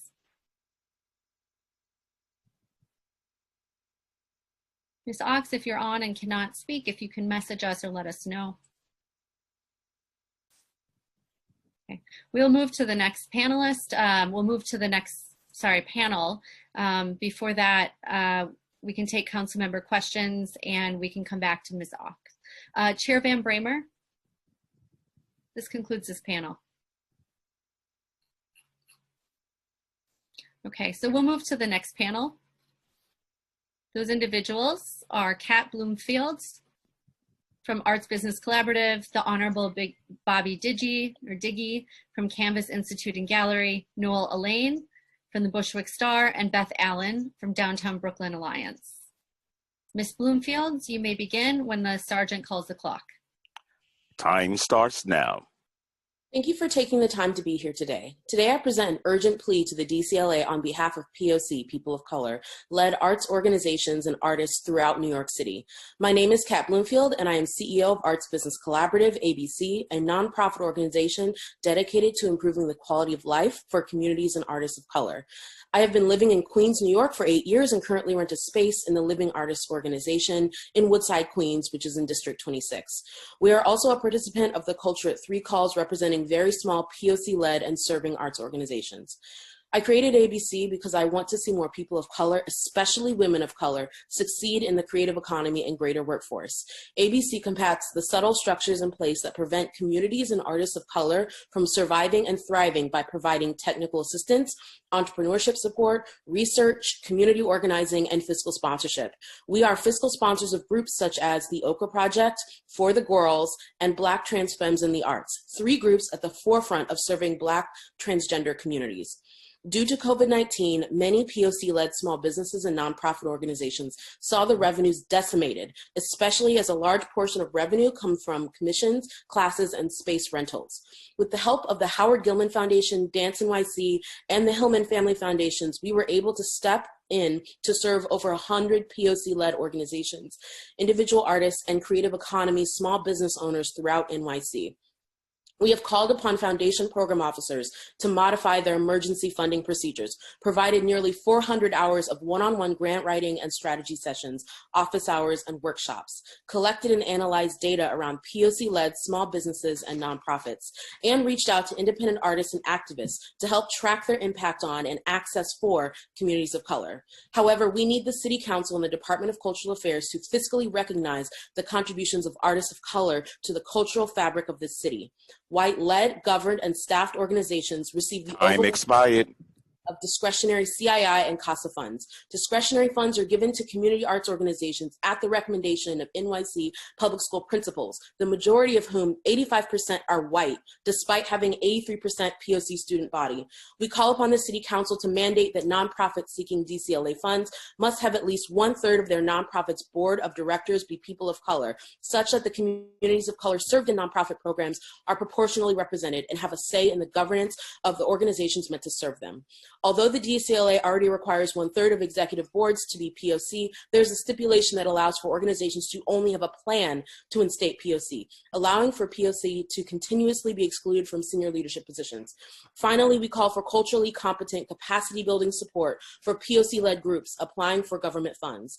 To Majority Leader Kumbo's point, we need to address issues of systemic inequitable funding, and at this moment, we have an opportunity to redirect funding specifically for this purpose. In this way, communities of color are no longer shut out of government funding and can access the skill building necessary to flourish on the same level as white-led institutions. Thank you for your time and consideration. Thank you so much, Ms. Bloomfield. We're going to defer back to Chair Van Bramer before we move forward for comments and questions about the previous panel. Chair Van Bramer? Well, I just wanted to thank the previous panel for their work and their testimony. I just want to make sure that everyone who's speaking knows that I'm listening to every word, and also that Commissioner Casals and apparently his cat are also listening to every single word. And so I didn't get a chance to thank the last panel. And Kat, I just want to say even though I'm supposed to wait until this panel is over, I should have already met with you, and we'll make that happen now.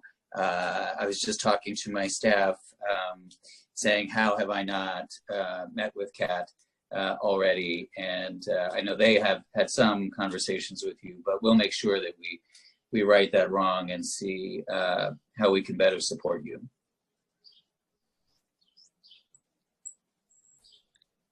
Thank you so much, Chair Van Bramer. We'll move back to this panel, and thank you again, Ms. Bloomfield, for your testimony. We'll move to the next witness, which is the Honorable Bobby Diggy, or Digi. Apologies for the pronunciation. Time starts now. Thank you. Hello, Brenda. It's Digi, D-I-G-I. Can you hear me? Okay. I'd like to acknowledge Council Majority Leader Lori Cumbo, Chair Van Bramer, Gonzalo, my ICLP cohort. We went to Coro together. It's an honor to have the opportunity to speak, coming from Staten Island, the Forgotten Borough. But I want to tell you all something very quickly. So Canvas Institute was formed about 3.5 years ago, under the guide of Councilman Lori Cumbo and a few others in the community. It's the only Black-led multidisciplinary space located on the borough of Staten Island on the North Shore. We have the largest collection of books dedicated to the history of African-American Caribbeans on Staten Island. We are the only one that has that catalog. We partnered up with St. John's University. This organization was born out of necessity. We are the only, again, Black-owned, Black-led arts gallery and a community space where we utilize arts, culture, as a way to bridge and have discussions in the community. During the Eric Garner killing, we were able to bring community and police together when issues were tense. We also offer arts and yoga classes for health and wellness.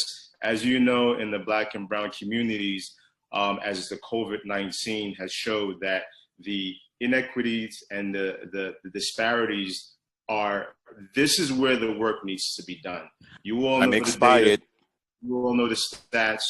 I want to ask the Canvas Institute be looked at to receive support, because there are institutions in this borough that have historically gotten all of the dollars, the majority. If we're talking about equity and equality and looking to resolve and seize on the moment that we can turn things around, we have to look at those smaller organizations that are Black and Brown led, and we have to look at the way that we're funding those organizations, because those are the grassroots organizations who are dealing with the community at large. And if we're talking about social justice and equity, we must do the right thing.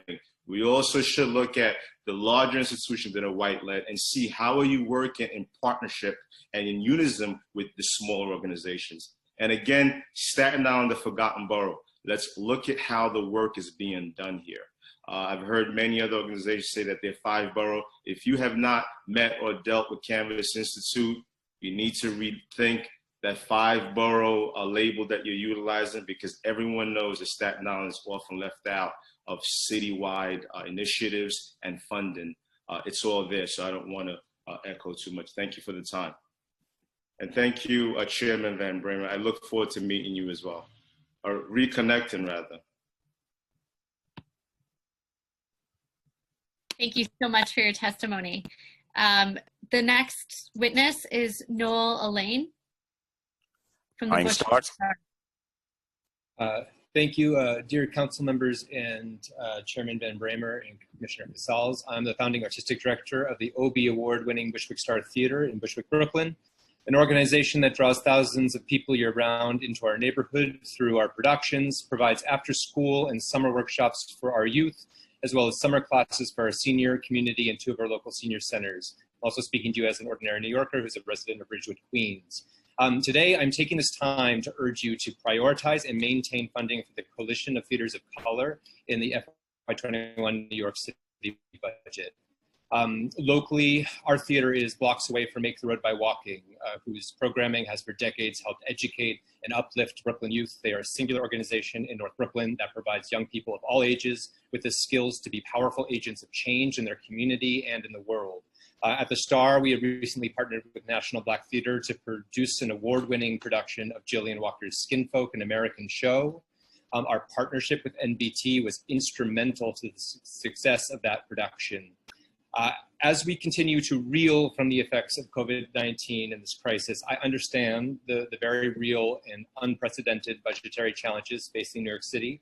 However, in numerous public forums, we have been told by elected officials to expect cuts in the FY21 budget, while the $6 billion budget for the NYPD remains intact. This feels particularly unjust when the CTC and programs like CASA and SUCASA serve the very communities that have been most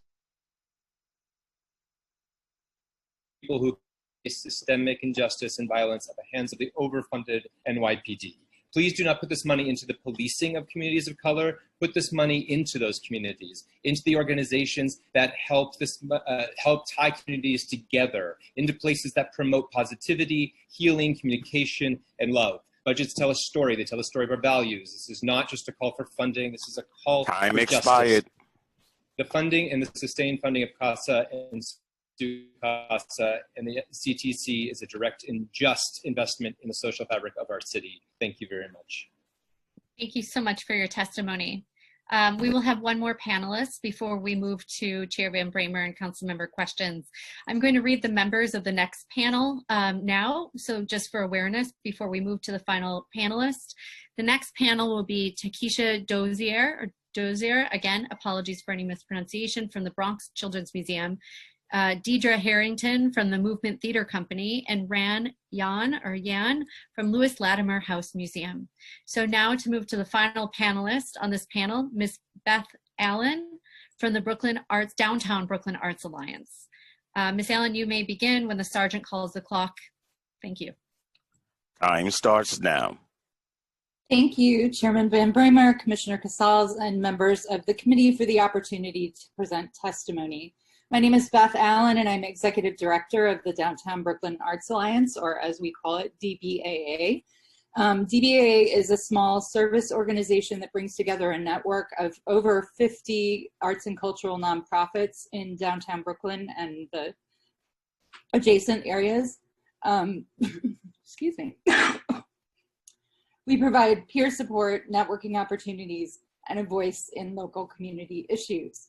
Our group spans the visual, performing, literary, and media arts and includes every presenting venue in the Brooklyn Cultural District in Fort Greene, as well as smaller community-based groups, internationally known dance and theater companies, exhibition venues dedicated to visual art, craft, history, organizations that offer studio and rehearsal space subsidized for artists and other nonprofits, residencies and other services to artists, and a great deal of arts education. On March 20th, DBA had what was to become a weekly all-member meeting that began our work of navigating the crisis together. And so my remarks today are based on the conversations I've had at those meetings and also, individually with the heads of our member organizations. While each organization has issues specific to their mission and business model related to COVID, there are some general themes. The first one, income loss, layoffs, etc., are universal, but there's not one single way that organizations have been impacted financially or otherwise, and thus no one size fits all key to recovery. We all need money, as that's a major portion of what's been lost, but there are other things that I think are also crucial to recovery. For many, uncertainties around city funding, especially that for CASA, SUCASA, DOE contracts, and other funding from other city agencies are particularly important, not only in terms of actual dollars, but also in securing matching funds and ultimately in fulfilling their mission. Point number 2, demand for our work has not decreased. From the very first meeting on March 20th, the issue of how to move programs online, particularly those programs serving our most vulnerable constituents, was raised. Throughout the crisis, our members have been serving lots of vulnerable people, as many have served, many regularly serve communities hardest hit by COVID, especially communities of color in central Brooklyn and other neighborhoods in Brooklyn. The importance of having that continuity of service, of reaching out to those who are struggling, has been a lifeline for many who have been dealing with the health and humanitarian crises. In addition, many of our organizations have participated in humanitarian relief efforts in the distribution of food, and more recently in opening their lobbies to protesters. General theme number 3, the future is really uncertain. There's a lot of enthusiasm for reopening in whatever form that takes.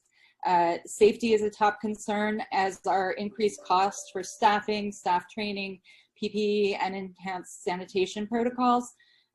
Definitely it would be helpful to have guidelines from the Department of Cultural Affairs on that.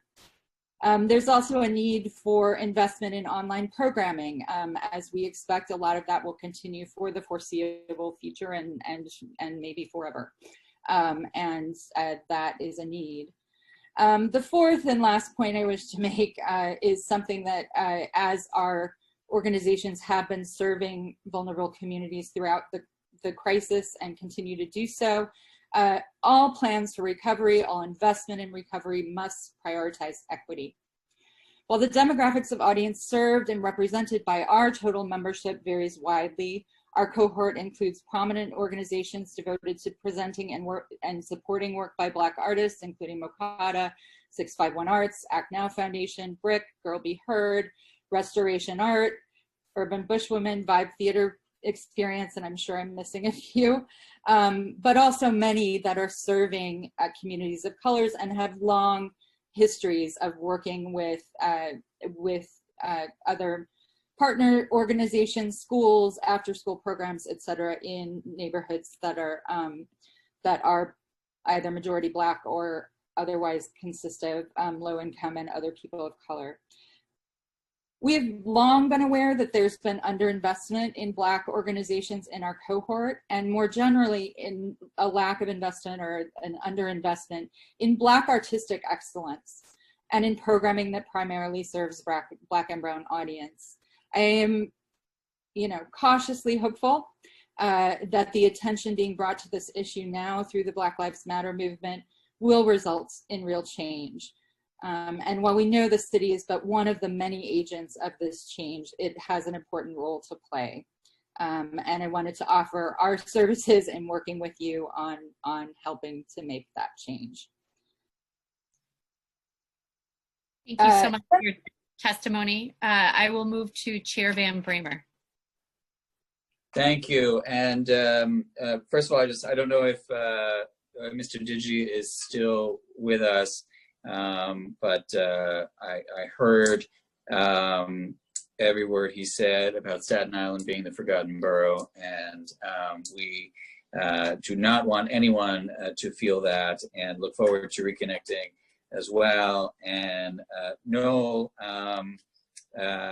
Make the Road is one of my favorite organizations, and the work that they've done for so long is incredible. You also spoke about CTC, and again, I'll reiterate my support there. And then several folks talked about CASA and SUCASA and the Cultural Immigrant Initiative. And the next person who I'm going to ask to speak knows all too well how valuable those programs are, and also how much they've increased since I've been the chair of Cultural Affairs, because when Manhattan Borough President Gail Brewer was a council member, CASA was created, and it started as a $5 million initiative. It is now closer to $20 million.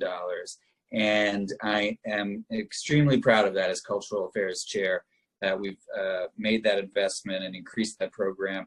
And SUCASA and our Cultural Immigrant Initiative were both invented since I'm the chair, and that's another plus $10 million in cultural monies that are going to mostly smaller organizations. And obviously we've got to do a better job of making sure there's equity. But needless to say, I am the biggest champion for Casa Su Casa and the Cultural Immigrant Initiative funding in the city of New York, and will continue to fight for those. Having said that, I do want to introduce, and she's been, as always, listening and working, but Manhattan Borough President Gail Brewer has joined us. She's an enormous champion of culture and the arts, as many of you know, and probably the hardest working person in government. So with that, I want to ask Manhattan Borough President Gail Brewer to speak at our hearing. Thank you very much for joining us, Borough President.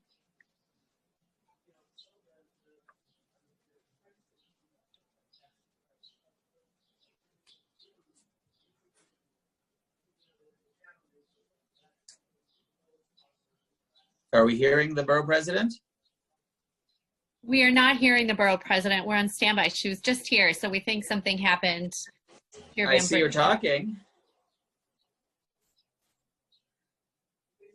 I see her talking, but I can't hear her. There she is. Can't hear you, Gail. Not sure what that is.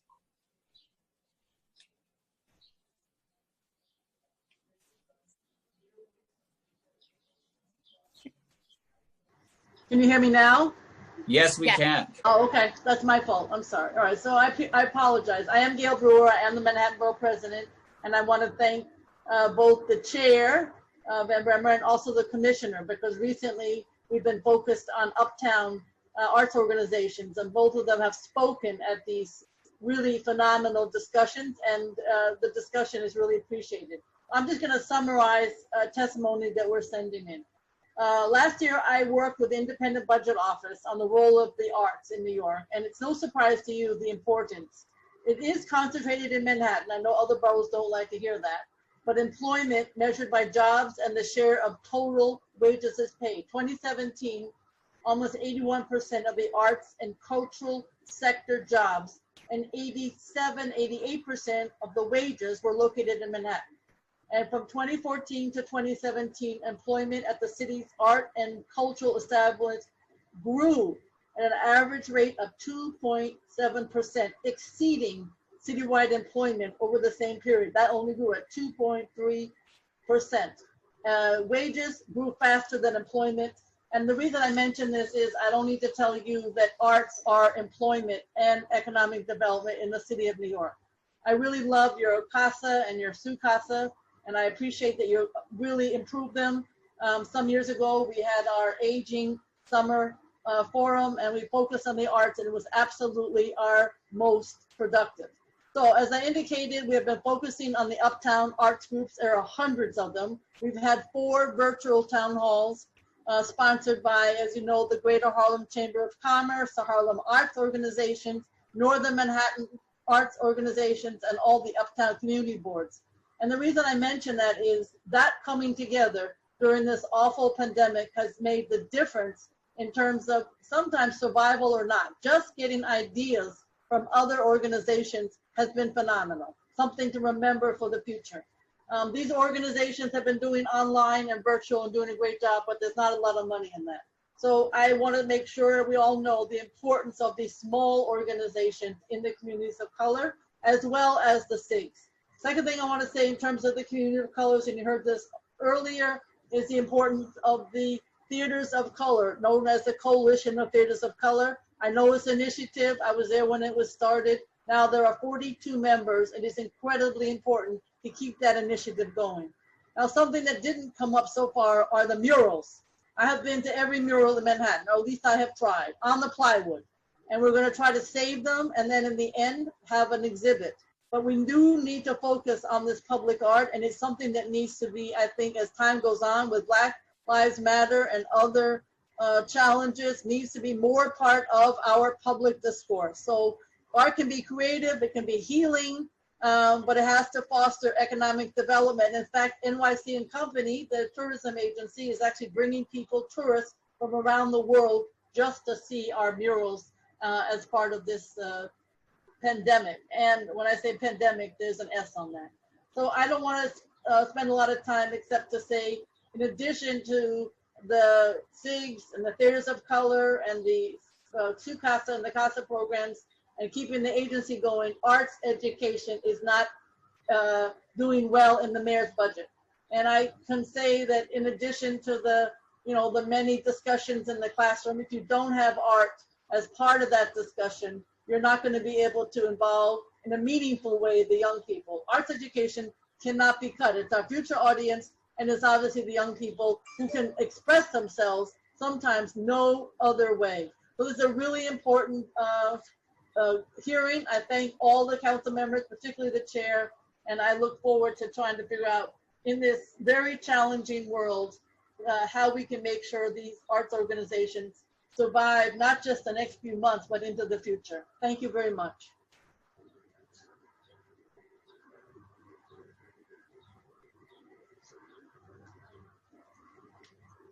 Chair Van Bramer. Thank you very much, Madam Borough President. And not surprising, but I agree with every word that you said. And I'm sure that the commissioner as well appreciates how much you care about this issue, how much you get this issue, and how much you fight for this community. So thank you very much. And with that, I'll throw it back to Brenda for the next panel. Thank you so much, and thank you, Madam Borough President, as well. Before we move to the next panel, I'll recall the names, but we just also want to check if Carol Ox is on the line again. Miss Ox. We'll put you at the end of this panel. If you are on the line, please let us know. The next members of the public to testify will be Takesha Dozier from Bronx Children's Museum, Deidre Harrington from the Movement Theater Company, Ran Yan, please excuse pronunciation, from the Lewis Latimer House Museum, and Miss Carol Ox. So we'll move to the first panelist. We'll hold questions to the end of the panel. And Ms. Takesha Dozier, you can begin when the sergeant calls the clock. Time starts now. Thank you.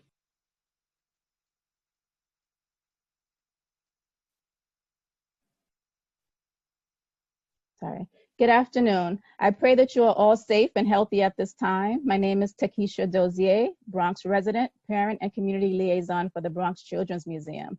Welcome, Commissioner Casals. We look forward to meeting with you in the coming weeks. Thank you to the City Council for your previous support, and Chair Van Bramer and Majority Leader Cumbo for this opportunity. Special quick shout out to Majority Leader for doing all that you do in the community and being a parent at the same time. I definitely see you.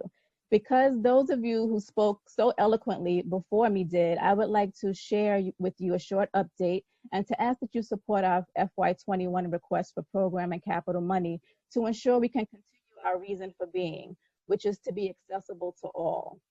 For the past 10 years, we've proudly operated in schools and in the streets as a museum without walls, and we see 16,000 children and caregivers each year in after and in-school programs funded in part with CASA, CII, CDF, and expense funding from our City Council members. Our Purple Bus travels throughout the Bronx, providing STEAM programming at festivals and schools. We're also at the end of developing a museum facility near Yankee Stadium, and will be the first children's museum facility in Bronx's history.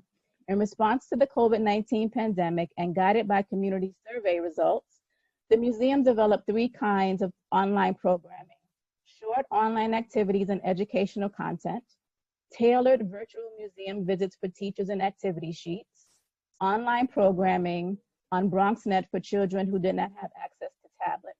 And as I said, we're all about access for all. We're currently working on developing summer enrichment programming that will be available through BronxNet, WNET, we hope, and other community venues. Also, in the response to the COVID-19 pandemic, we were able to partner with the mayor's office to help distribute over 36,000 masks in the Bronx community by connecting them with our partners who are on the ground. In response to the Black Lives Matter movement, the museum is also working internally and externally to find ways to support the movement, both short and long term.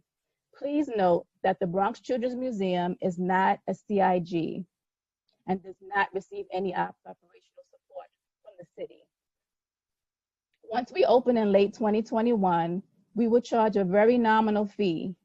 CDF, discretionary, and expense monies are critical to our survival. Any cuts to the city's support of arts and culture programs would be devastating to all arts and culture organizations. Pediatric mental health experts have shared with us that culturals are absolutely essential to the well-being of children and the quality of life of all people in the city. We rely on this funding to serve our communities. We are a lifeline for our community, especially as we transition from pandemic to recovery. The Bronx Children's Museum is already trusted in the Bronx. Please help us to keep and strengthen that trust. Without your leadership and help, we will have to literally end our outreach programs, and we will be unable to reach a new generation of our youngest and most vulnerable children. However, with your support, we can continue to meet the needs of our borough's youngest constituents through a museum with and without walls that is accessible to all, regardless of age, skin color, ability, or geographic location, in a safe and sanitary way. Thank you very much for your consideration during these unprecedented times.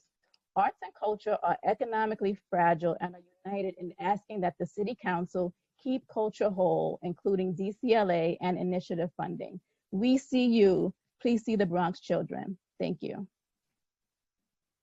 Thank you so much for your testimony. We'll move to the next panelist, Deidre Harrington from the Movement Theater.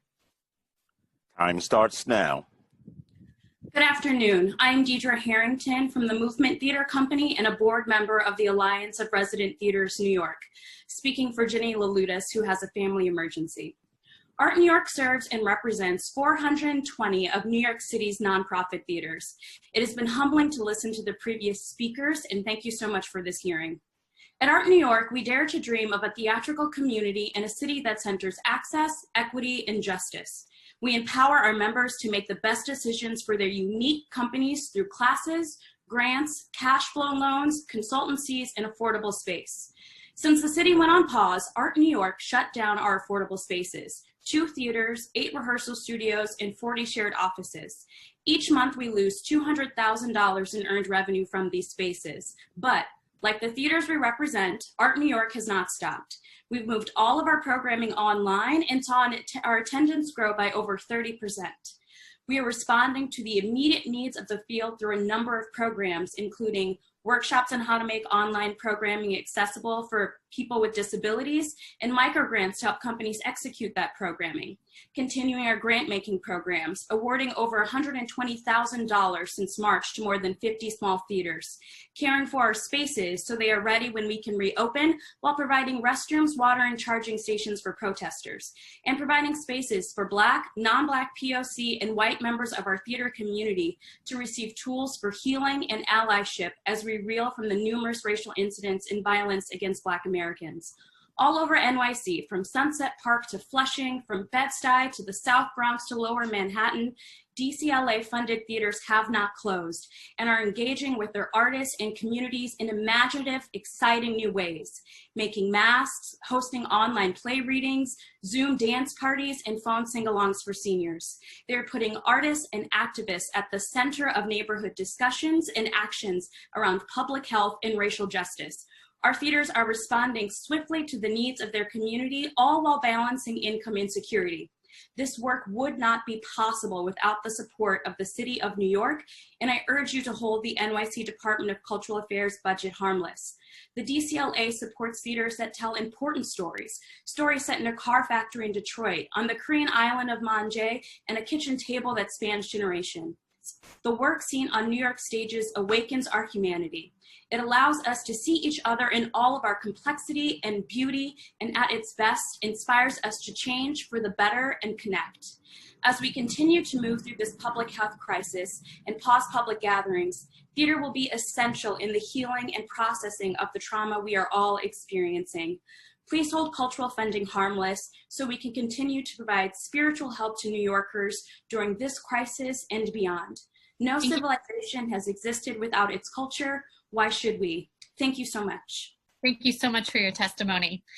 We'll move to the next panelist, Ron Yan from the Lewis Latimer House Museum. Time starts now.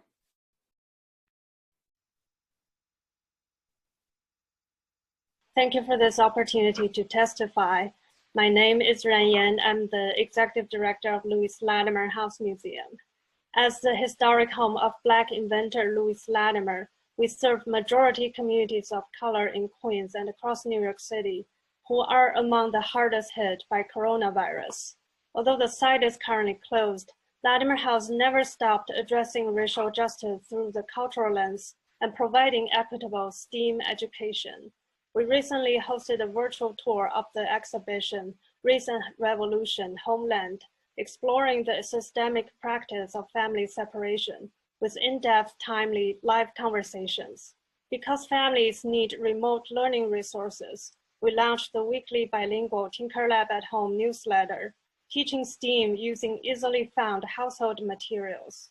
Our online CASA sessions have become a valuable opportunity for students to find creative outlet, socially connect with their peers and teachers during this time of isolation. All virtual programs are free.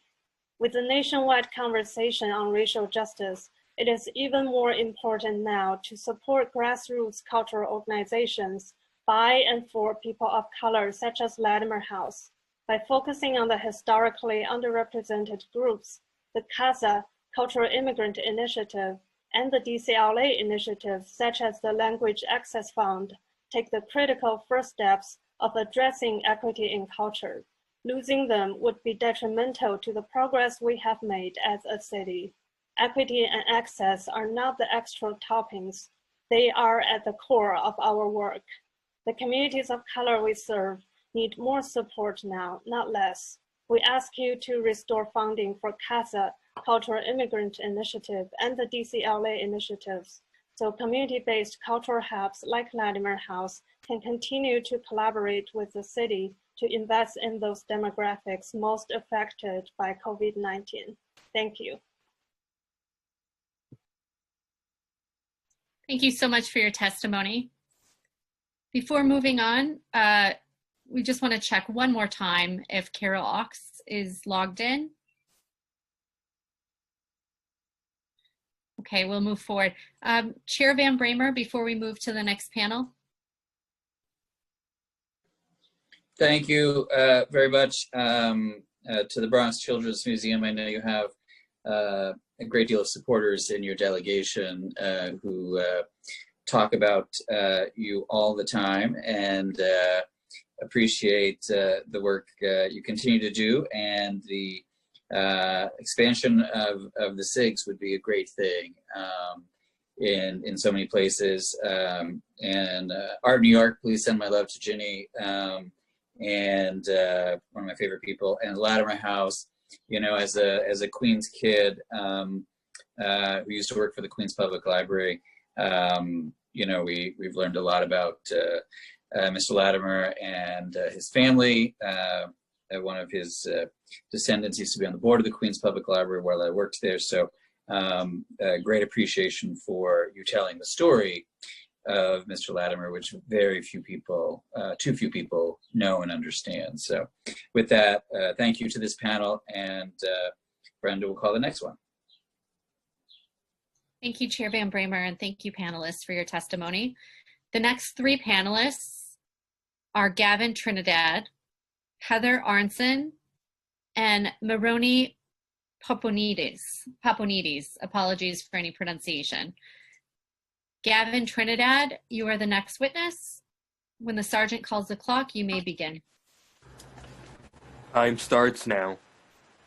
Hi, my name is Gavin Dahay Trinidad. I'm a theater maker and also the Community Engagement Associate at New York Theater Workshop. I live and work in the East Village, where I was born and raised by 2 Filipino immigrants.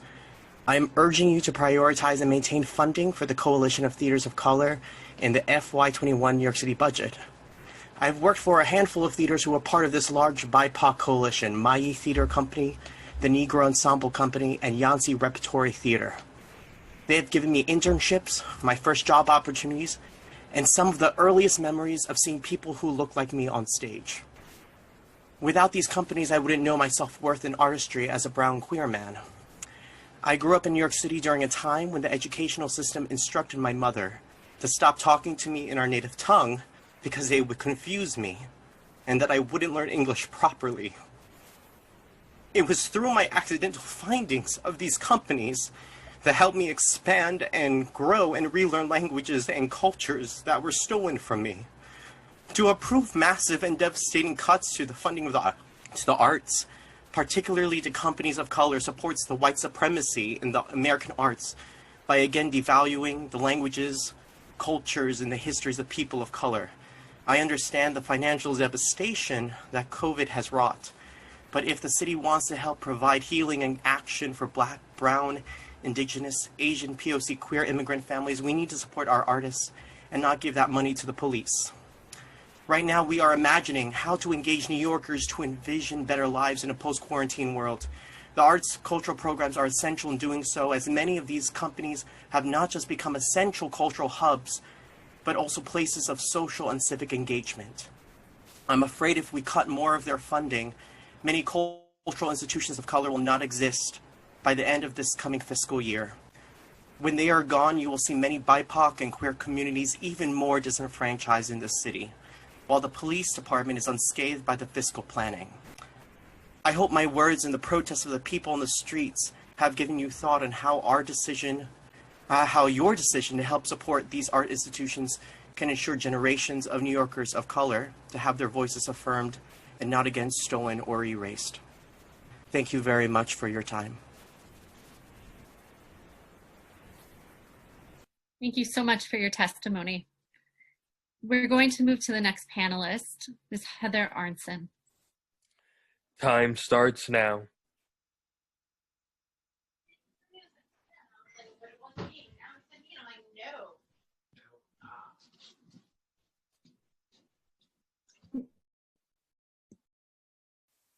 Ms. Arnson, can we please confirm that you are there? We'll move back to Ms. Arnson. The next witness will be Maroti Peponides.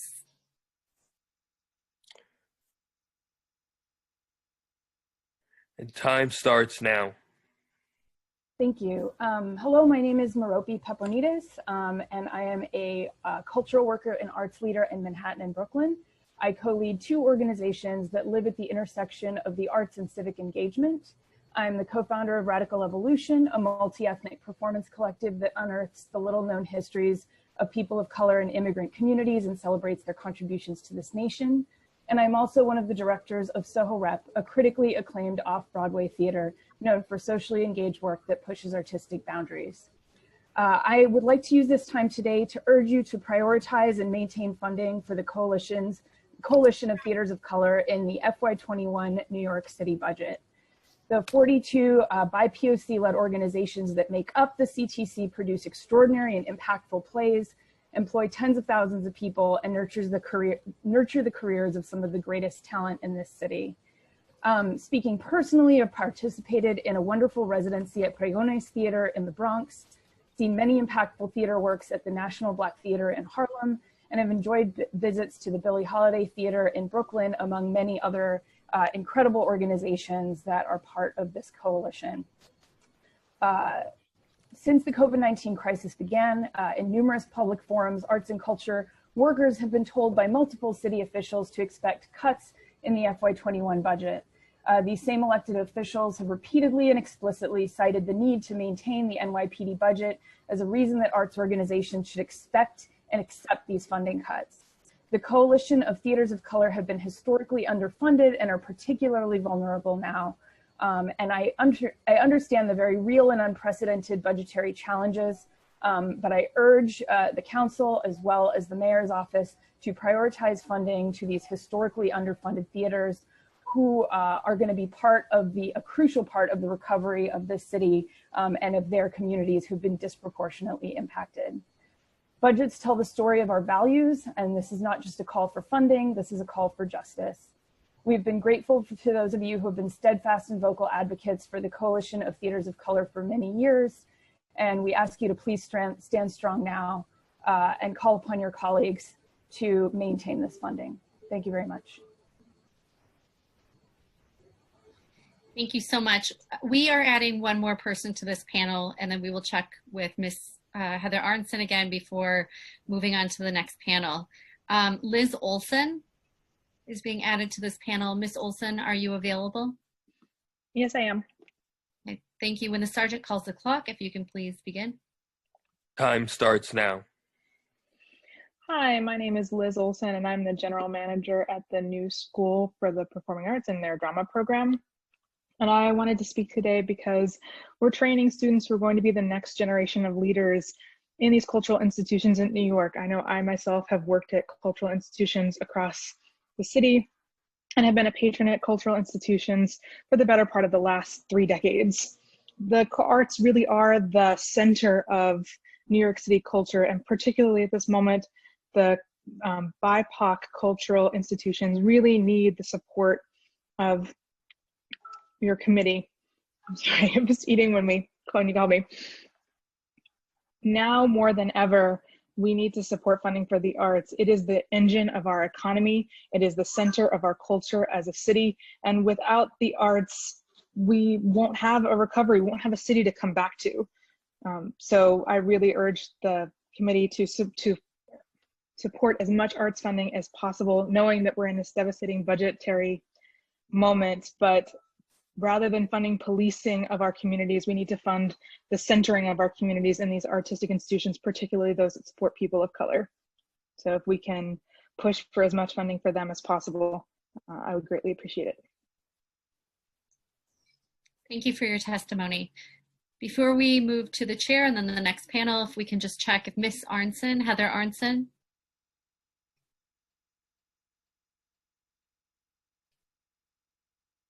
Heather Arnson. Okay, we will move to the next panel. Before that, Chair Van Bramer. Thank you. First, Gavin, thank you for that incredibly moving testimony. The fact that you got emotional during the testimony got me a little emotional, and I really appreciate the passion with which you came to the hearing today with,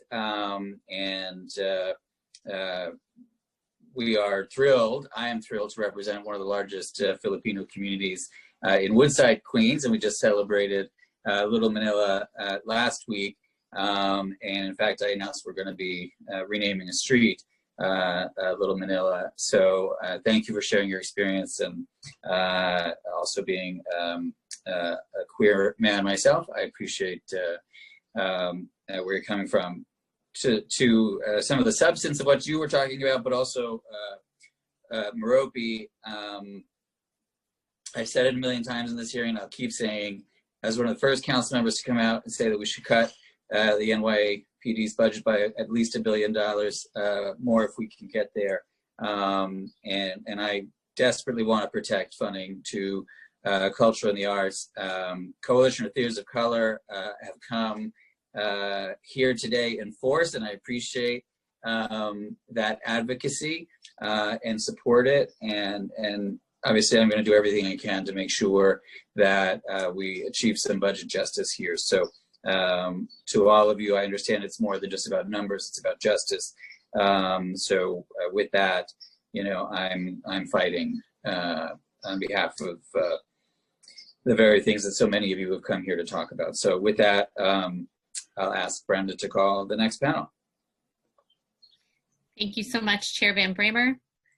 The next 3 panelists will be Danielle Cooper from the Manhattan Solid Waste Advisory, Cheryl Warfield from Moore Opera, and Devin Mathis from Urban Glass. Danielle Cooper, when the sergeant calls the clock, you may begin. Thank you. Time starts now. Hello, my name is Danielle Cooper. I'm speaking today as the chair of the Cultural Institutions Task Force for the Manhattan Solid Waste Advisory Board, a volunteer citizens advisory board dedicated to achieving zero waste in New York City. The DCLA is tasked this summer with helping the cultural institutions overcome the tremendous logistical and financial barriers brought on by the recent COVID-19 pandemic. This is no simple task. I am here to implore that the DCLA and officers of individual institutions work to envision a new future for visitation practices at New York City's historic and cultural sites that prioritizes not only human health, but environmental health and social equity. Targeting zero waste will require new or modified business operations, yet this can easily be devised in correlation with reopening strategies. I urge that cultural institutions embrace the opportunities inherent in their existing facilities operations data. Working with food vendors to implement organics recycling and installing easy-to-read signage and easy-to-locate recycling bins for visitors should be necessary components to designing more sanitary food disposal practices and ensuring that visitors understand your institution's revised cleaning and disposal protocols. New York City ranks second as greatest global city emitter of greenhouse gases with an annual output of just under 52 million tons of CO2 equivalent. And research from global environmental organizations indicate that poor environmental health takes a toll on human health, and disproportionately so on low-income communities of color. Committing to sustainable operations shows visitors that your cultural institution is ensuring human health from a place of integrity, not liability. To help city institutions green their strategies, the Cultural Institution Task Force has created a simple handout that is available on the Manhattan SWAB website. We look forward to being of assistance. Thank you. Thank you so much for your testimony today.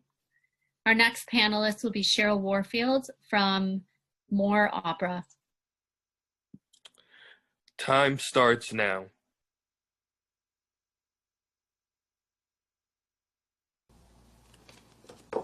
So thank you, Chairman Bramer and the City Council for this opportunity to speak.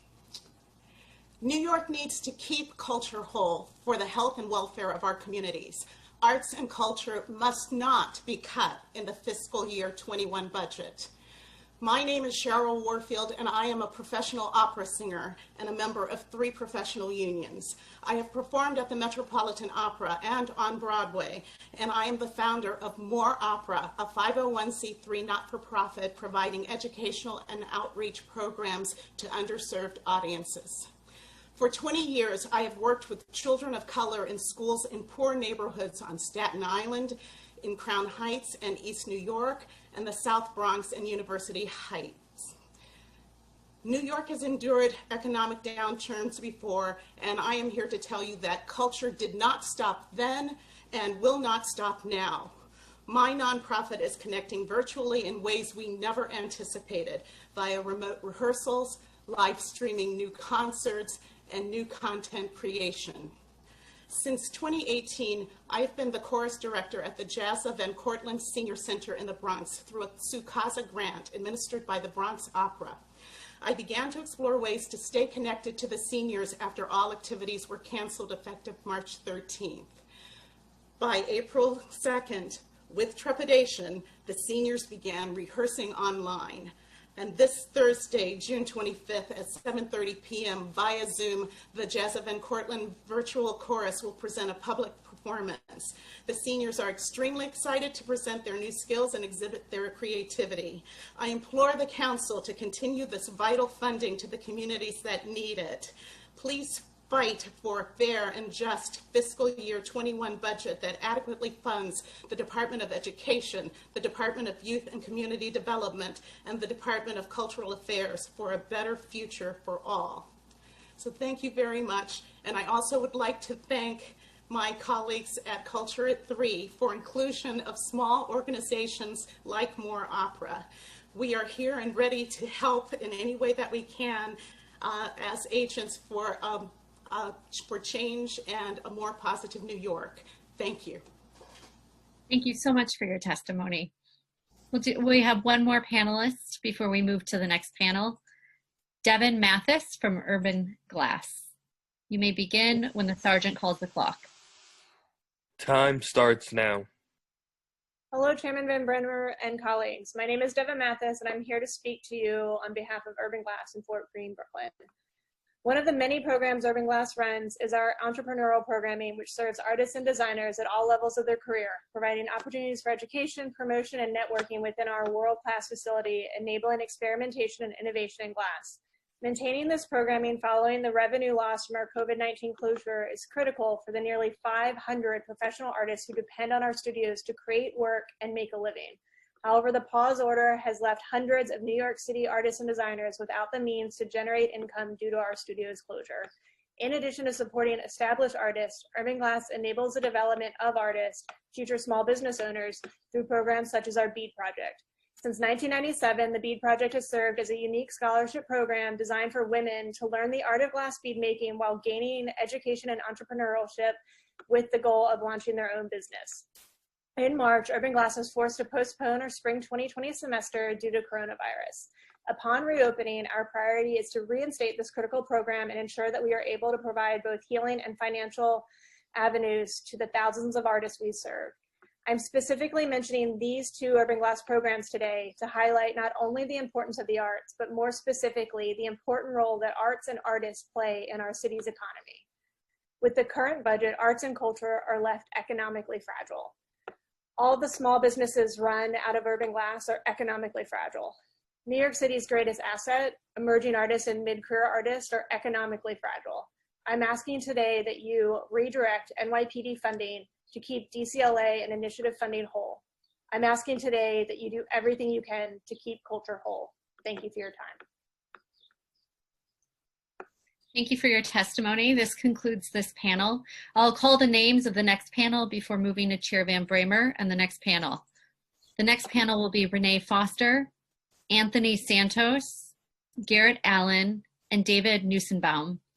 Before we move to the next panel and Renee Foster from Summer in the City, we will move to Chair Van Bramer. Thank you. Thank you very much. Cheryl, that was amazing, if I may say so.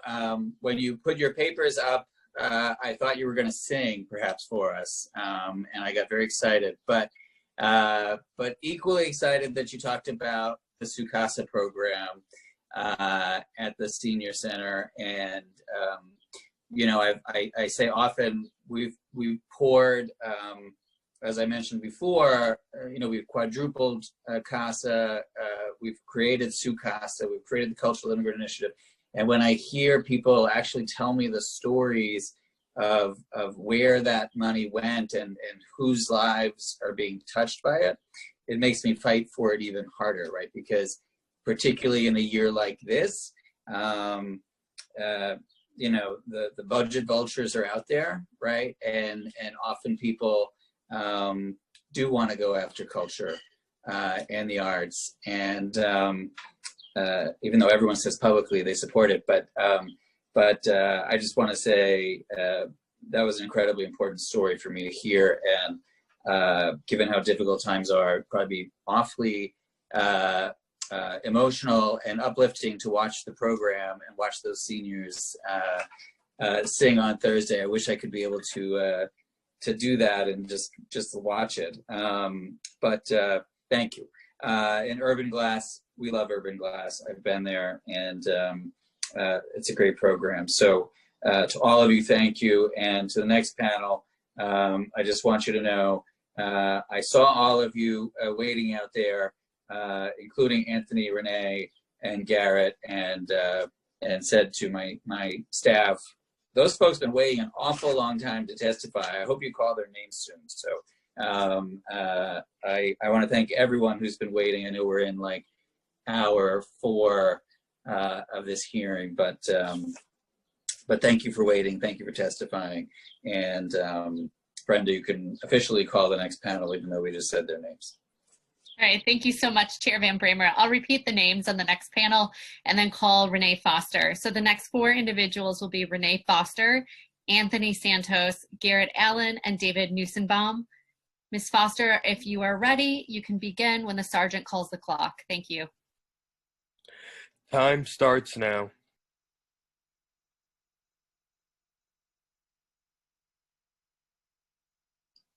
Hello, good afternoon, Chair Van Bramer and members of the committee. I'm Renee Foster, and I'm the chair of the communications for the Universal Hip Hop Museum.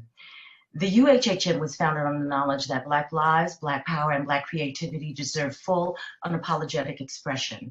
Hip hop music has amplified this message from its inception. While for much of the world, Black Lives Matters is a revelation, for the UHHM, it is a fundamental truth that undergirds our mission. And I'm a Queens resident from Kew Gardens, and I'm a proud graduate of these New York City public schools at a time when arts education was well funded. But today, I'm here to present a transformative, innovative program for the kids of New York City called Summer in the City in association with the Art Students League, Greenwood Cemetery, and the Time in Arts Children's Arts Initiative. For the first time in New York City, we have an unprecedented opportunity to integrate a level playing field for access to the arts for every New York City public school child. Because of COVID-19, every student now has, or is entitled to have, a tablet plus Wi-Fi in their home. And that's what makes this program possible. Okay, so Summer in the City will bring the most talented, creative artists, dancers, musicians, and writers of all kinds to kids this summer through virtual programming. We have a website with a portal that lists all of the classes. Registration software is already in place. Our team has moved very quickly to have it all ready by July 6th. Imagine teens from across all of the boroughs sign on to Zoom, and within seconds, they're learning from a world-class artist in Harlem. And that's only one example of the magic that can happen this summer. 55 of the city's best dance studios, art schools, music programs, museums, theaters, and more have signed on to over 140 classes. We have funding to offer about a third of them. We have over 70 classes we're still seeking funding for, and we're really grateful to you, Chair Van Bramer, for your enthusiasm and endorsement of Summer in the City. The Office of the Mayor and the Commissioner Casals have already endorsed us as well, and we are constantly talking to foundations and raising money as an executive team. We urge the City Council members who care about giving our kids meaningful and inspirational options this summer to support this program in any way you can. Our kids deserve the very best that we can give them.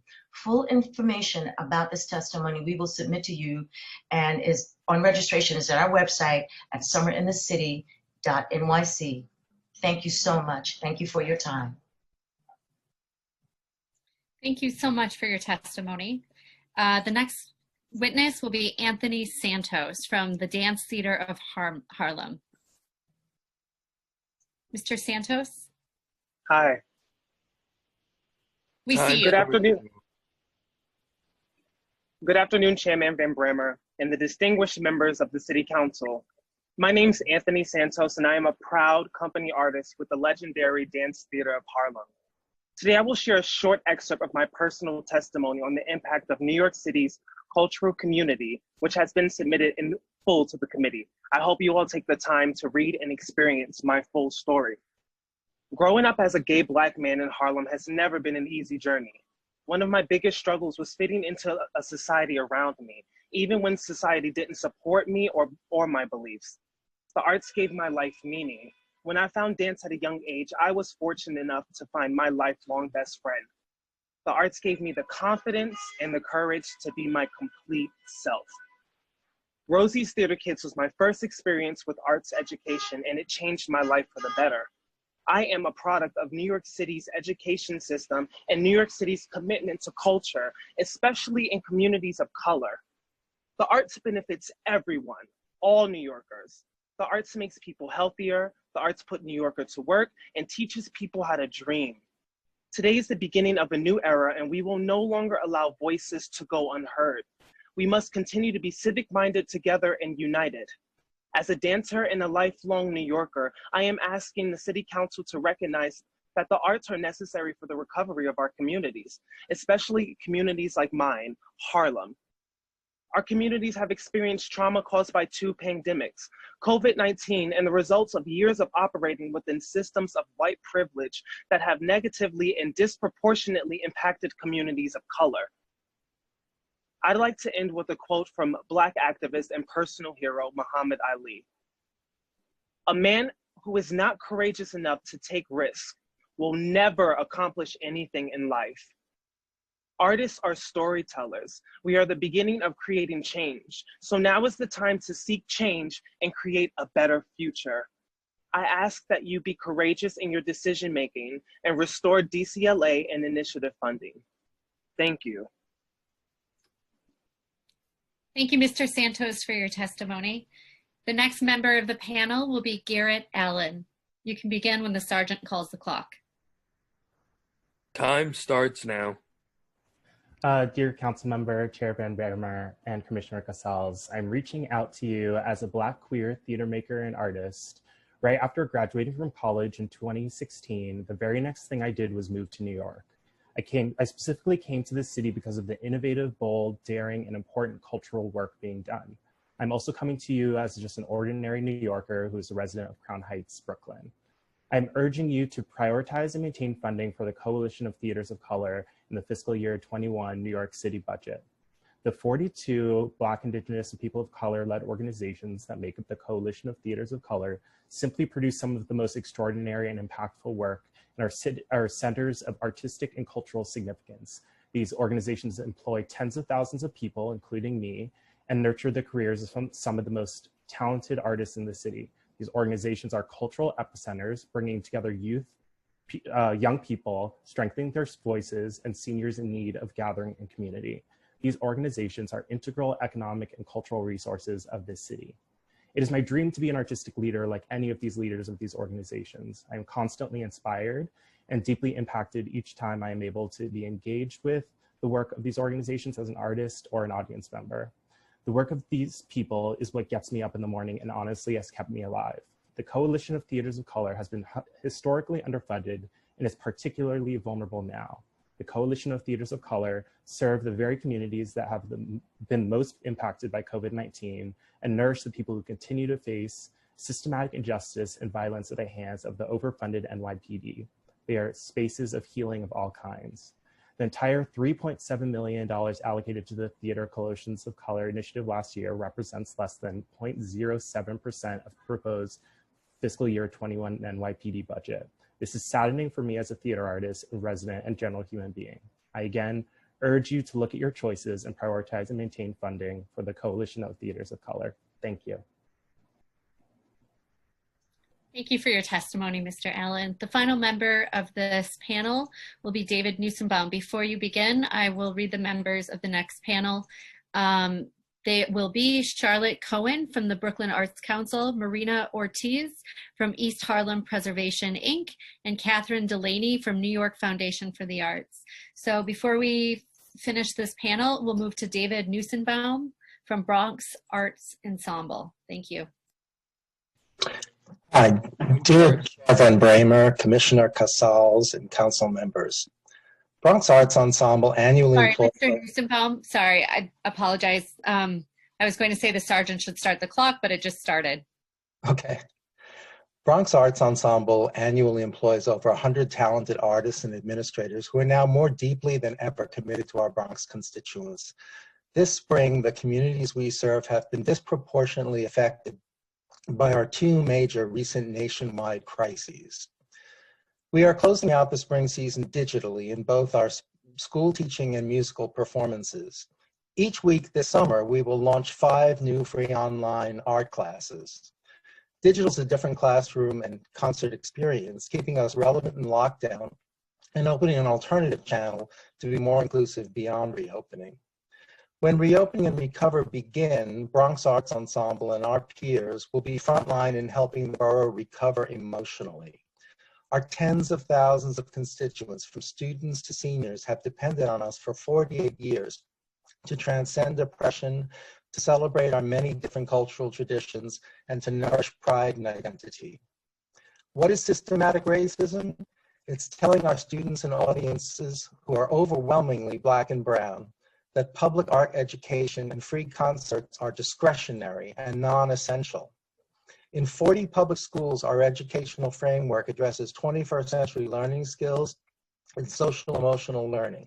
Our free community concerts in over 35 Bronx community venues are performed by New York's finest musicians and embrace diverse cultural traditions. Bronx Arts will recover through these exceptional experiences in the classroom, after school, and many public community venues where we perform. Bronx Arts are counting on your ongoing support of cultural development and critical initiatives like CASA. They need these experiences more than ever to properly recover. Thank you. Thank you so much for your testimony. This concludes this panel. Before we move to the next panel, Chair Van Bramer. Thank you very much. So I don't know if Garrett is still listening or still with us, but I see Anthony, and I just want to say thank you for telling that story, and also for challenging me to, as I believe you said, sort of take a risk and be courageous, right? And I know that while I too am a queer man, I enjoy an enormous amount of privilege, and I have an enormous responsibility to use the power and the privilege that I have right now to be as courageous as I possibly can be, and to take as many risks as I possibly can. You know, it doesn't feel that risky or courageous to say that we should cut the NYPD's budget by at least $1 billion. But when I did that, I certainly got a lot of shit from a lot of people for being so early. And I just want you to I want both of you to know, in particular, you know, as queer Black men, but also the other panelists as well, that like I really feel this moment, and I really feel like you know, I need to do something bold with my position, with my life, and this is the moment, right? Like, if we don't seize this moment now, will we ever? So I'm moved by your testimony. I'm sure the commissioner is as well. And Garrett, I think you said that the theater, you know, and the arts sort of saved your life.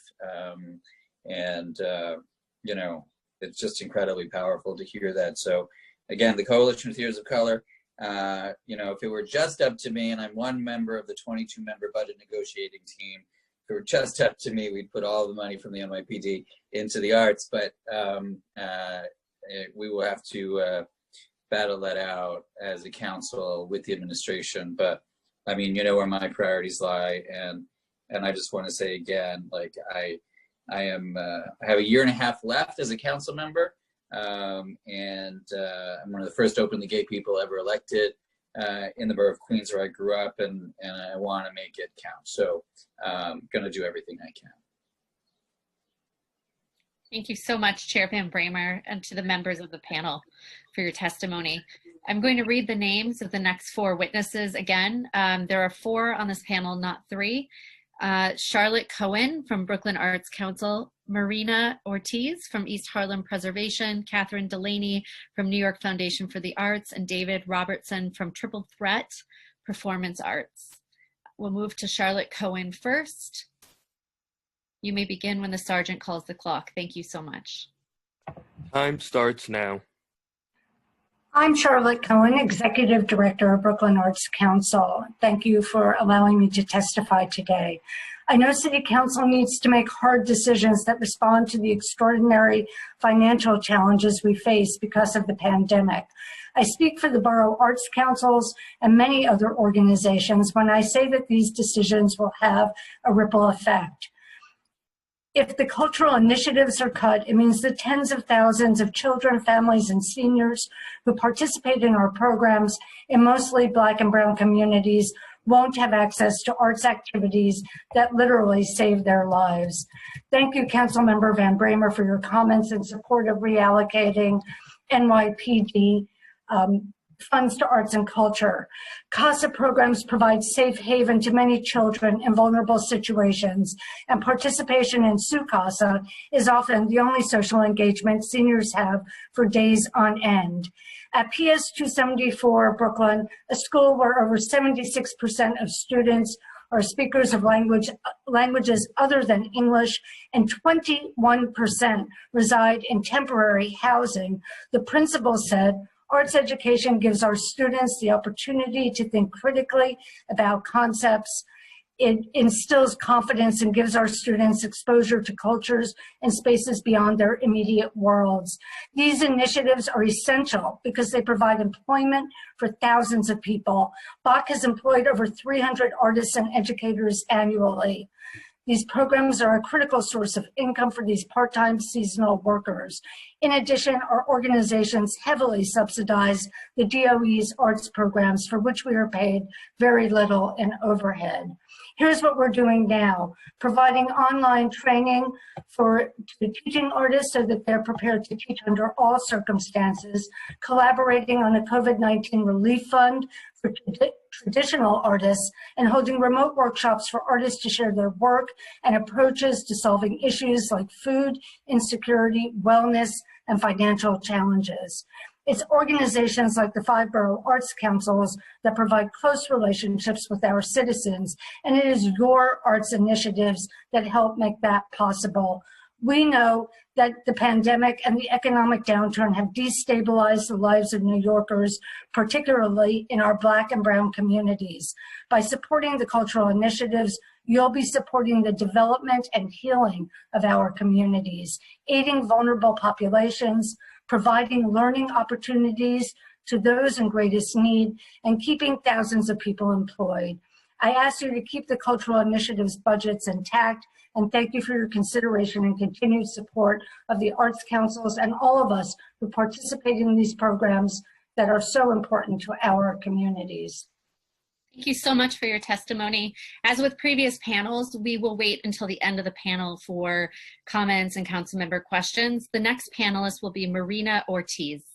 You may begin when the sergeant calls the clock. Time starts now. Good afternoon. The city and world continue to undergo changes for the greater good, with millions clamoring for the removal of monuments upholding white supremacy. But this call is not new. In 2017, Harlem residents won a 10-year battle to remove a statue honoring J. Marion Sims, a white Southern doctor who experimented on Black female slaves and their infants to perfect his techniques. The statue was finally removed on April 17, 2018. 2 years later, however, we have yet to see a replacement that reflects the spirit and resilience of Black, Latino, and Indigenous people. Today, now, is precisely the right time to act and move forward with Vinnie Bagwell's Black Victory installation, which was selected as the replacement. Back in 2018, Mayor de Blasio and the First Lady set aside $1 million for that project, and representatives from DCLA and the Percent for Art program assured us that the project would be finalized by the end of this year. But even before COVID-19, members of the Committee to Empower Voices for Healing and Equity here in East Harlem were kept out of the loop, and the process came to a standstill again before the virus hit us, with emails and calls unanswered while Vinnie Bagwell, the artist, waited patiently and still does to sign her contract and move forward. I'm not here to beg, and I sincerely hope that the current fiscal climate will not affect this project, which is dear to so many residents of this community. I believe that moving forward with Vinnie Bagwell's amazing vision without any cutbacks or corporate funding would be a simple yet powerful gesture towards restorative justice for people of color and will serve as an important resource for healing and educating. Lastly, I want to express my displeasure with the suggestion to fund murals that were painted on high-end shops whose owners chose to board up their windows. The murals were privately funded and do not deserve to be further funded, as that would only co-opt the blood, sweat, and tears shed by people on the front line of these protests. And then I'd also like to know what time the Teddy Roosevelt statue is coming down tomorrow, because I'd like to be there. Thank you. Thank you so much for your testimony. The next witness will be Catherine Delaney from the New York Foundation for the Arts. Time starts now.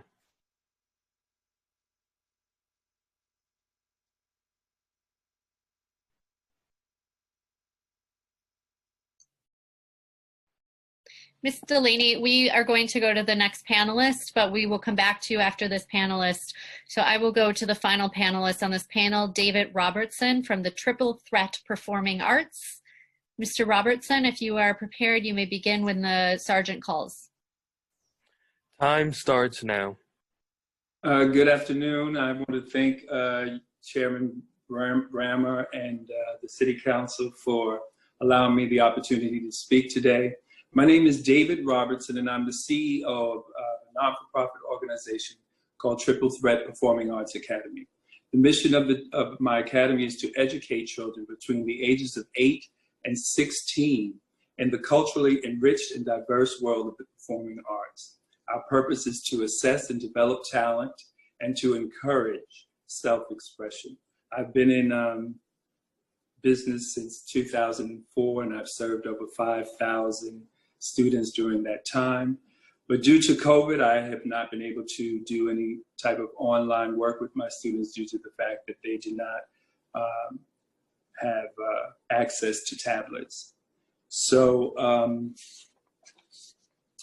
you know, throughout the history of the United States, Black bodies have been tortured, have been policed and marginalized in political, social, and creative spaces. And in the world of high dance forms like ballet and theater, Black dancers and choreographers have had to confront notions of white supremacy, that privileged white bodies are beautiful and graceful while denying such attributes to Black bodies. And my organization, therefore, is producing a film entitled Up in the Air that uses the life of Black choreographer, director Lewis Johnson, who we lost to the coronavirus recently in March, to address those marginalizations.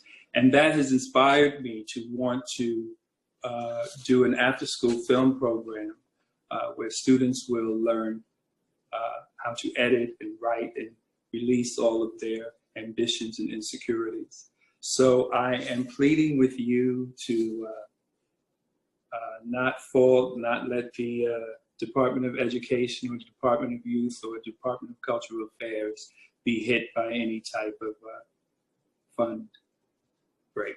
Thank you. Thank you so much for your testimony. Before we conclude this panel and move to Chair Van Bramer, Ms. Delaney, we see that you're on Zoom. Can you respond? Hi, can you hear me? We can hear you now. When the sergeant calls the clock, you can begin. Thank you so much. Great. All right, thank you. Time starts now. Hello, I'm here representing the New York Foundation for the Arts, and we are an arts service organization whose mission is to provide financial, educational, and professional support to individual artists and emerging arts organizations.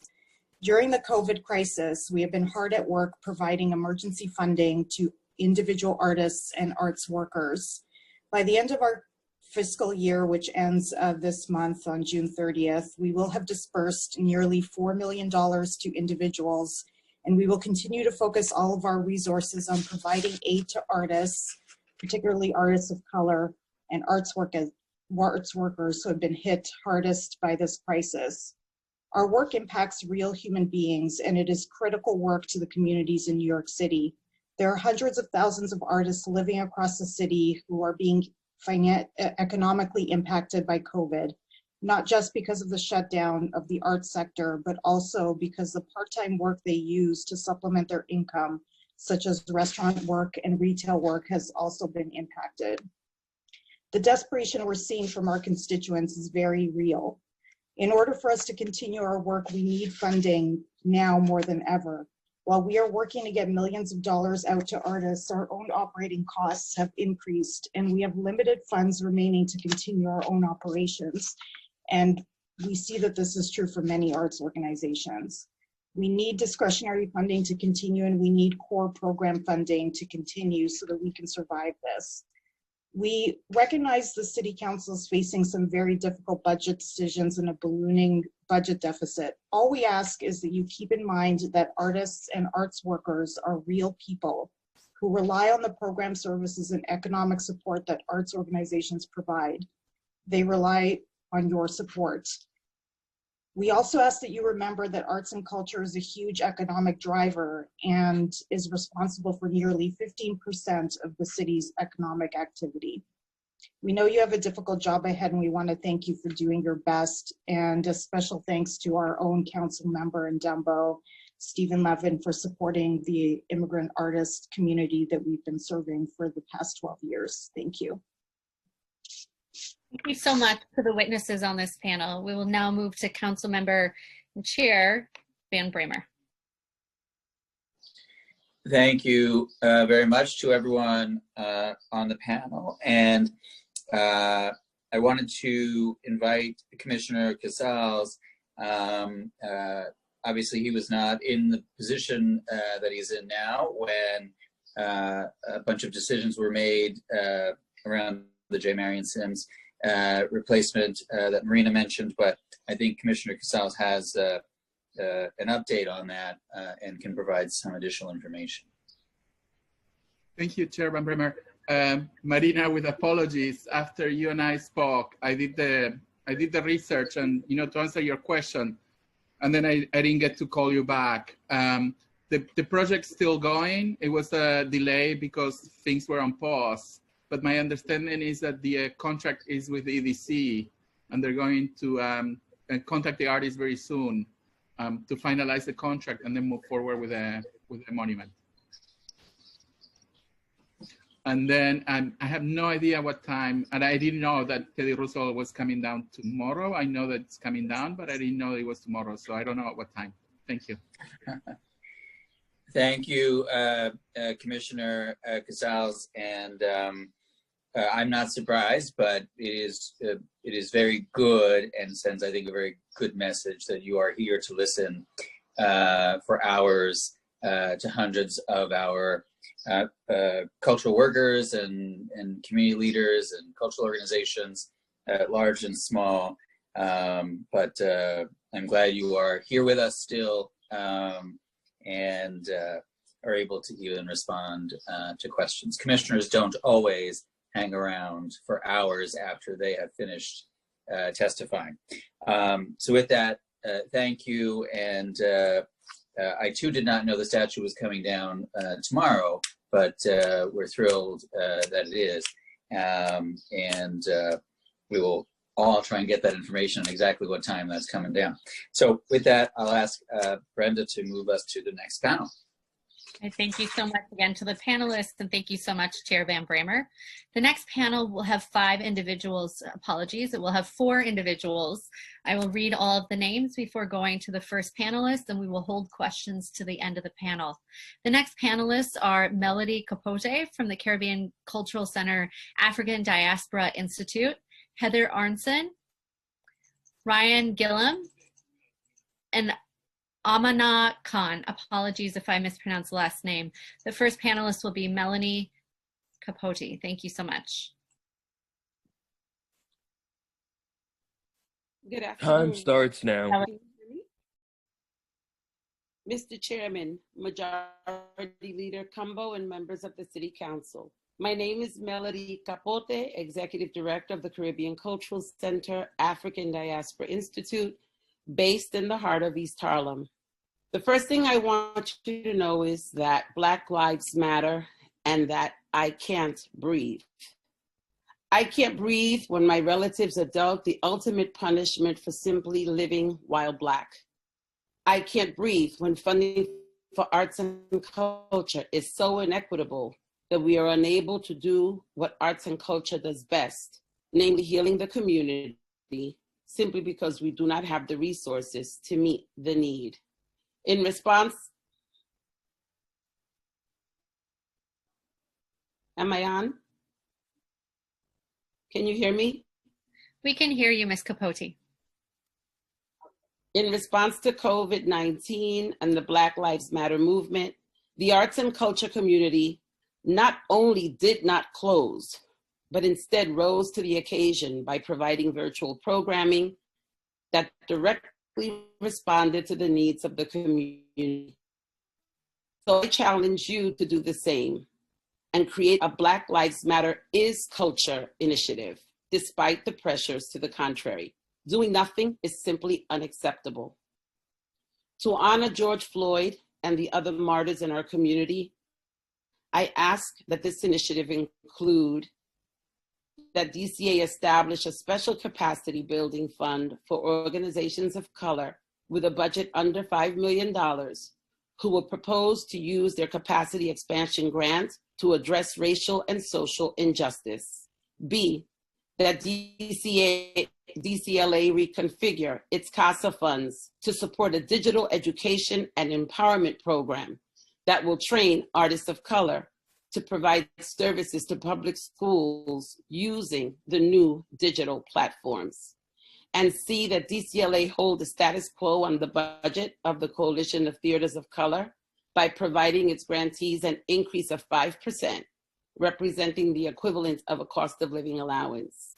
Chairman Van Bramer, Majority Leader Cumbo, and committee members, we desperately need core funding that allows us to be responsive to the needs of our community by providing them with programming that honors and the contributions of the African diaspora. Thank you.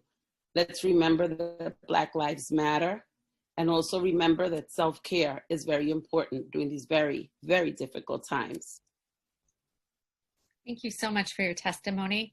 We'll now move to the next panelist, Heather Arnson. Time starts now. Thank you, Chairman Bramer and the Council for this opportunity to speak. My name is Heather Arnson. I'm a freelance director working in New York City, an LA native, and a New Yorker by choice, having only New York City in my sights following my graduation from UCLA School of Theater, Film, and Television. I am also here as a citizen of Brooklyn for the past 15 years.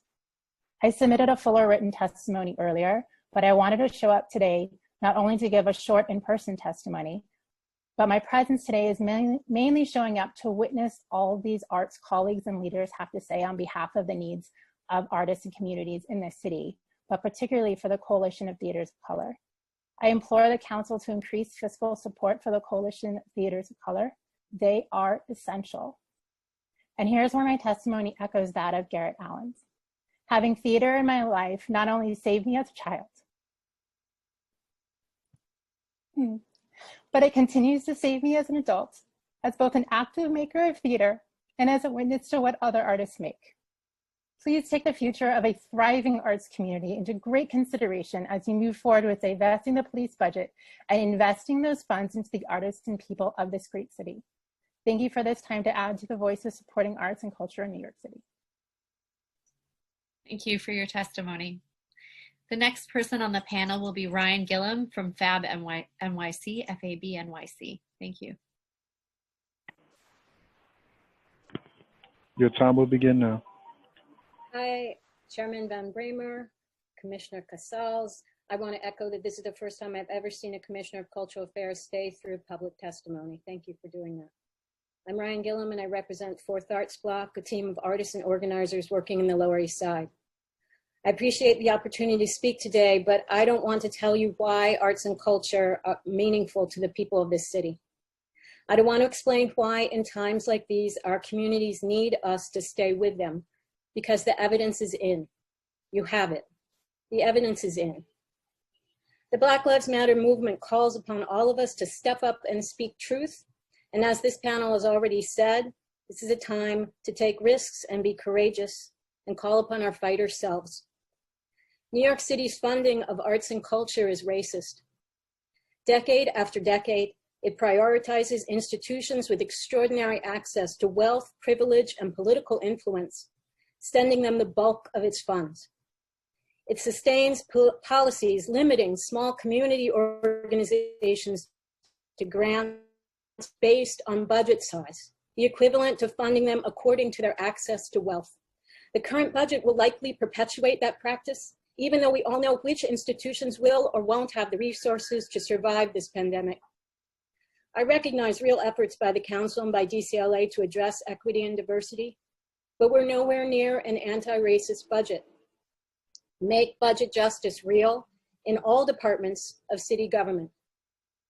We also must fully recognize that New York City's foundation was built on the labor of enslaved people. Fourth Arts Block is one of many cultural organizations coming together to join the movement for Black lives to demand reparations for past and continuing harms inflicted upon Black communities. We call upon the City of New York to acknowledge its history, its support of slavery and its legacies through redlining, educational funding, predatory finance, and more, and for this council to take action to repair the harm done to Black people by first immediately establishing a commission for reparations. Thank you. Thank you for your testimony. We'll move to the last panelist on this panel. Before we go to the final panelists, And we'll read the names of the next panel. Madaha Kinsey Lamb, Sandy Luna, Francie Garber Cohen, and Natalie Korora. Please excuse any pronunciation. Finally, the final member of this panel is Amna Khan. Thank you. Your time begins now. Hello, my name is Amna Khan, and I'm a youth organizer in Kensington for Arts and Democracy in Kensington, Brooklyn. When I think of this pandemic, I think of the pain. I think of those who lost loved ones or risked their lives to provide essential services, struggled to make ends meet or keep their local mom and pop shops in business, stayed in abusive situations, protested systemic racism, or deferred milestone celebrations. I think about the government's failure to act fast or how the mutual aid group I help coordinate is fulfilling those missing links. I think about the compassion fatigue and how unfazed I became as I learned of yet another loss. Despite my obsession with the status quo being unhealthy, I couldn't take a break because I didn't know how to cope. In quarantine, as I stayed at home to protect my at-risk parents, I felt helpless. But I learned I could navigate multiple realities which didn't have to contradict each other. I could grieve and still find joy. And I found joy in my work at Arts and Democracy, which is funded by the City Council's Cultural Immigrant Initiative and a critical source of support in our community and across the city. We urge you to continue this important program. Despite the pandemic forcing us to cancel our in-person open mic, we didn't stop there. As the saying goes, the show must go on. As we piloted a virtual open mic series called Regeneration, we tackled social issues such as integration and paid homage to spring and community healing to return to our roots and nourish the soul. We spent the evenings immersed in visual art, video, prayer, song, and spoken word. At our annual community iftar, we witnessed Muslim feminists lift the virtual veil to reclaim their space and affirm their existence as resistance. And this past weekend, as we launched the second volume of our writing workshop series, we saw South Asian youth, both in the States and abroad, reflect upon the concept of home. This pandemic had to break us apart to build each other back up. You see, culture hasn't closed during this time period. Culture isn't simply the attire, food, or language, but the traditions we continue to create. We believe that all people and communities have a right to their creativity and traditions, and that transformation happens when people bring their full selves to their activism. At Arts and Democracy, we pride ourselves in amplifying the voices of immigrant women and youth, like myself, to have autonomy over future programming. Thank you. Thank you so much for your testimony. We will now move to council member questions and Chair Van Bramer. Chair? Thank you very much to everyone. And I don't know if Heather is still with us, but deeply moved by her presentation. And there you are, I see you. And I felt the emotion of that. So thank you for sharing what the arts has meant to your life, and both as a little girl and then today, even though this is a difficult way to do this and we're not in person, I still find myself very moved by these presentations and the testimony, and just as Garrett said, the arts had saved his life as a queer Black man. You shared that, and another person, not Garrett, Gavin, got very emotional earlier, and so even still, it's coming through on Zoom, which is amazing. The power of all of this. Ryan, thank you for everything you do. You know, that was very powerful. Obviously, I've heard you speak. I know where you're coming from. And Amna Khan, that was brilliant. And as I mentioned before, the Cultural Immigrant Initiative is something that I created along with the former speaker, Melissa Mark-Viverito, and it matters so much when I actually get to hear from people who are participating in the program, getting funded, working with the program. And so someone spoke about Sukasa before, and you mentioned the Cultural Immigrant Initiative. So thank you. Obviously, you know, we've been lucky enough to increase all of those initiatives over the last several years, dramatically in some cases. And we want to do everything we can to save the budgets where we can, expand them where we must, including into Black and Brown communities in particular. So really appreciate all of that testimony. And I believe that Majority Leader Cumbo is jumped back into this hearing from the budget negotiating team, and I'm going to ask her to say a few words. Thank you, Chair Van Bramer, and I'm fighting for the arts on your behalf. Just wanted to ask Melody Capote, I was really excited about the concept that you brought up in terms of the Black Lives Matter initiative. On your 3 o'clock afternoon phone call, have you brought up this initiative? Has there been any energy or momentum behind it? Is there discussions about how we collectively in the art world, in our organizations and in institutions, having so many creative people of so many genres and sectors and talents, has there been a collaborative discussion about how can we utilize this moment in history, probably the most substantial, influential, changing time in history since the Civil Rights Movement? Have we talked about or shifted the conversation as to how do we utilize the Black Lives Matter movement in order to create systemic change? Can you hear me? I can hear you. Okay. So there are a couple of things where I proposed in the testimony. The Black Lives Matter is Culture Initiative is a project, a program that we're hoping DCA would consider. But what we have done on the 3 o'clock call, the Culture at 3 call, is that everyone understands that something needs to be done, that something needs to be different. And for many of the institutions, most of the institutions on that call are white organizations, white institutions. And so based on our conversations and quite honestly being able to have the difficult conversations that we all have to be having at home and have to be having with our boards and our staff, we at the Caribbean Cultural Center proposed an initiative that we're calling the hashtag Arts Go Black Initiative. And we've proposed it to all of the partners on the call. We actually started the campaign, initiated the campaign in early June.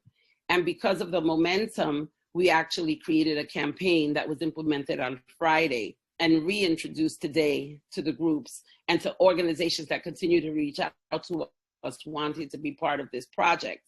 And what we've done is asked every organization to put a black curtain on their website, a tab, a screen that says, "I can't breathe," that has a button that leads folks back to your website so that your activities are current and active, and a link to actions that your own boards and staff have decided how they will move forward in this time where we're all understanding that business cannot be. We can't go back to normal because normal was never good, especially for communities of color, and in this instance, for organizations of color. And so it is agreed that with this pause, with this black screen that we're asking folks to put up, we're asking organizations to have the conversations, take a pause within this pause, and think about what your commitment is when you come back. What is your commitment? Not we're thinking about diversifying our boards and staff, not we're going to employ more people of color, but what is your commitment truly to the injustices of racism and social justice? What is the work you're going to do to make sure that that is different? Art, for us, has always been about activism. Art is activism. The artist's voice is one that the normal person doesn't have. The average person doesn't speak the way the artist speaks through their work. And so we have not challenged the community, but asked the arts community, the arts and cultural community, not only citywide, it's a national campaign that we've undertaken with partners throughout the country saying, take a moment to rethink how you're going to come back in this moment, because it is a moment for us to really employ a different model, because the present model has not worked. The CIG members recognize too that organizations of color need more money and resources. They've been part of these calls. So we turn to the council with this initiative for the Black Lives Matter initiative that will create a pot of money that really speaks to organizations that are prepared to do this work.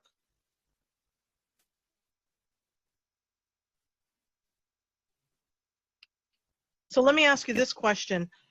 Is there excitement around this idea? Are there many organizations that are going to participate? Would you say it's the vast majority, half, a handful?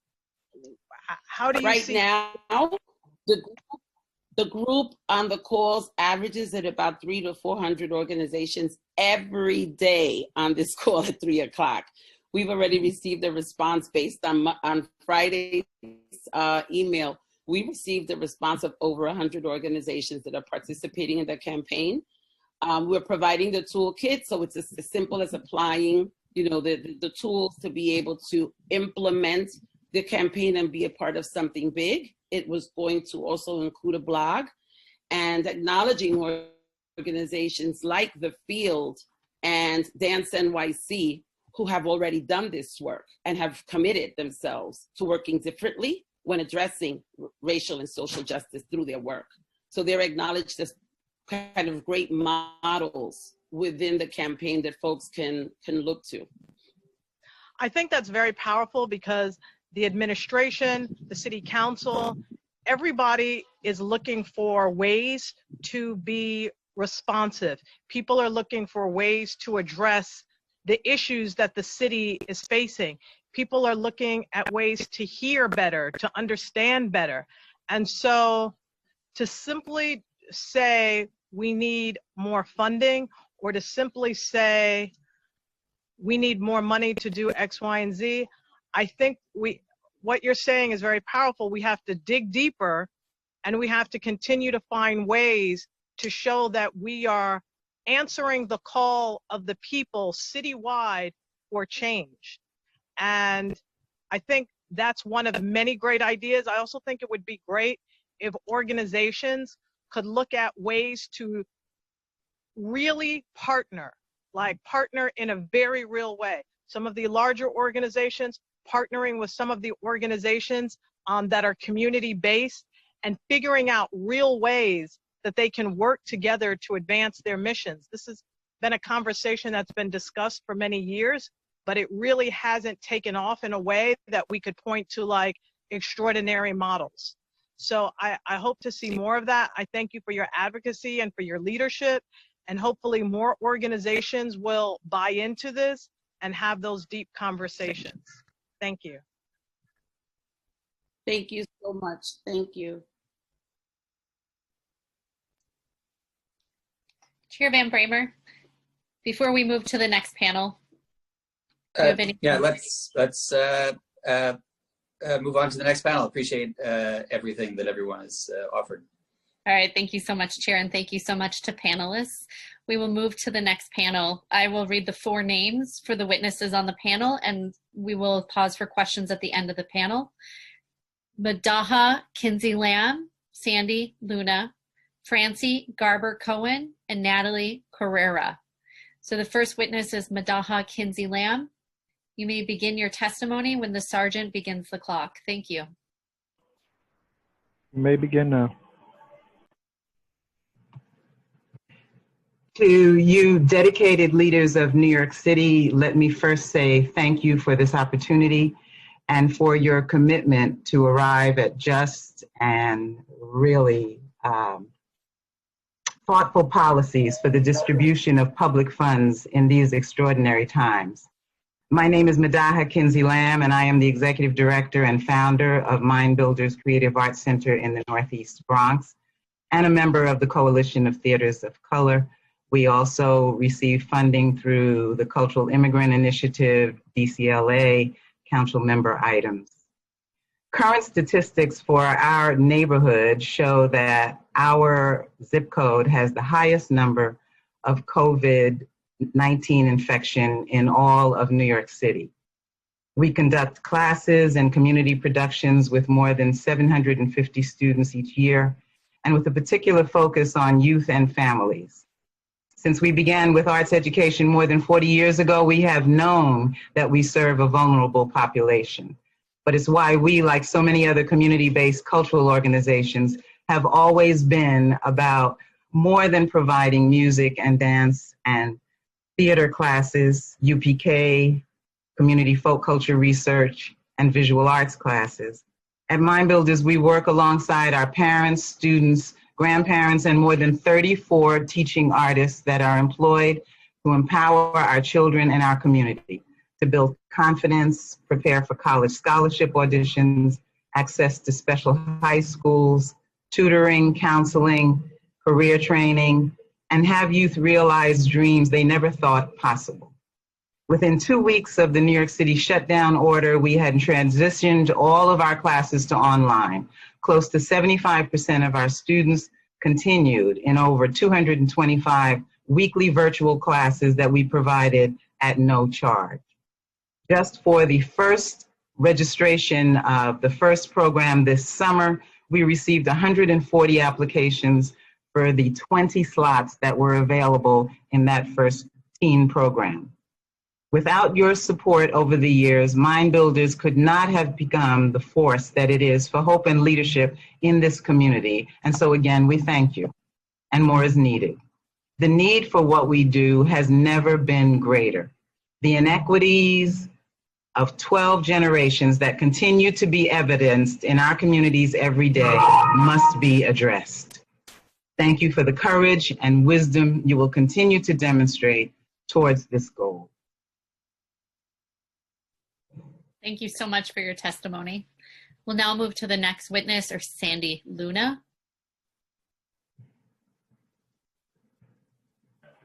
Your time will begin now. Good afternoon and thank you, everyone. I am Sandy Luna, an Afro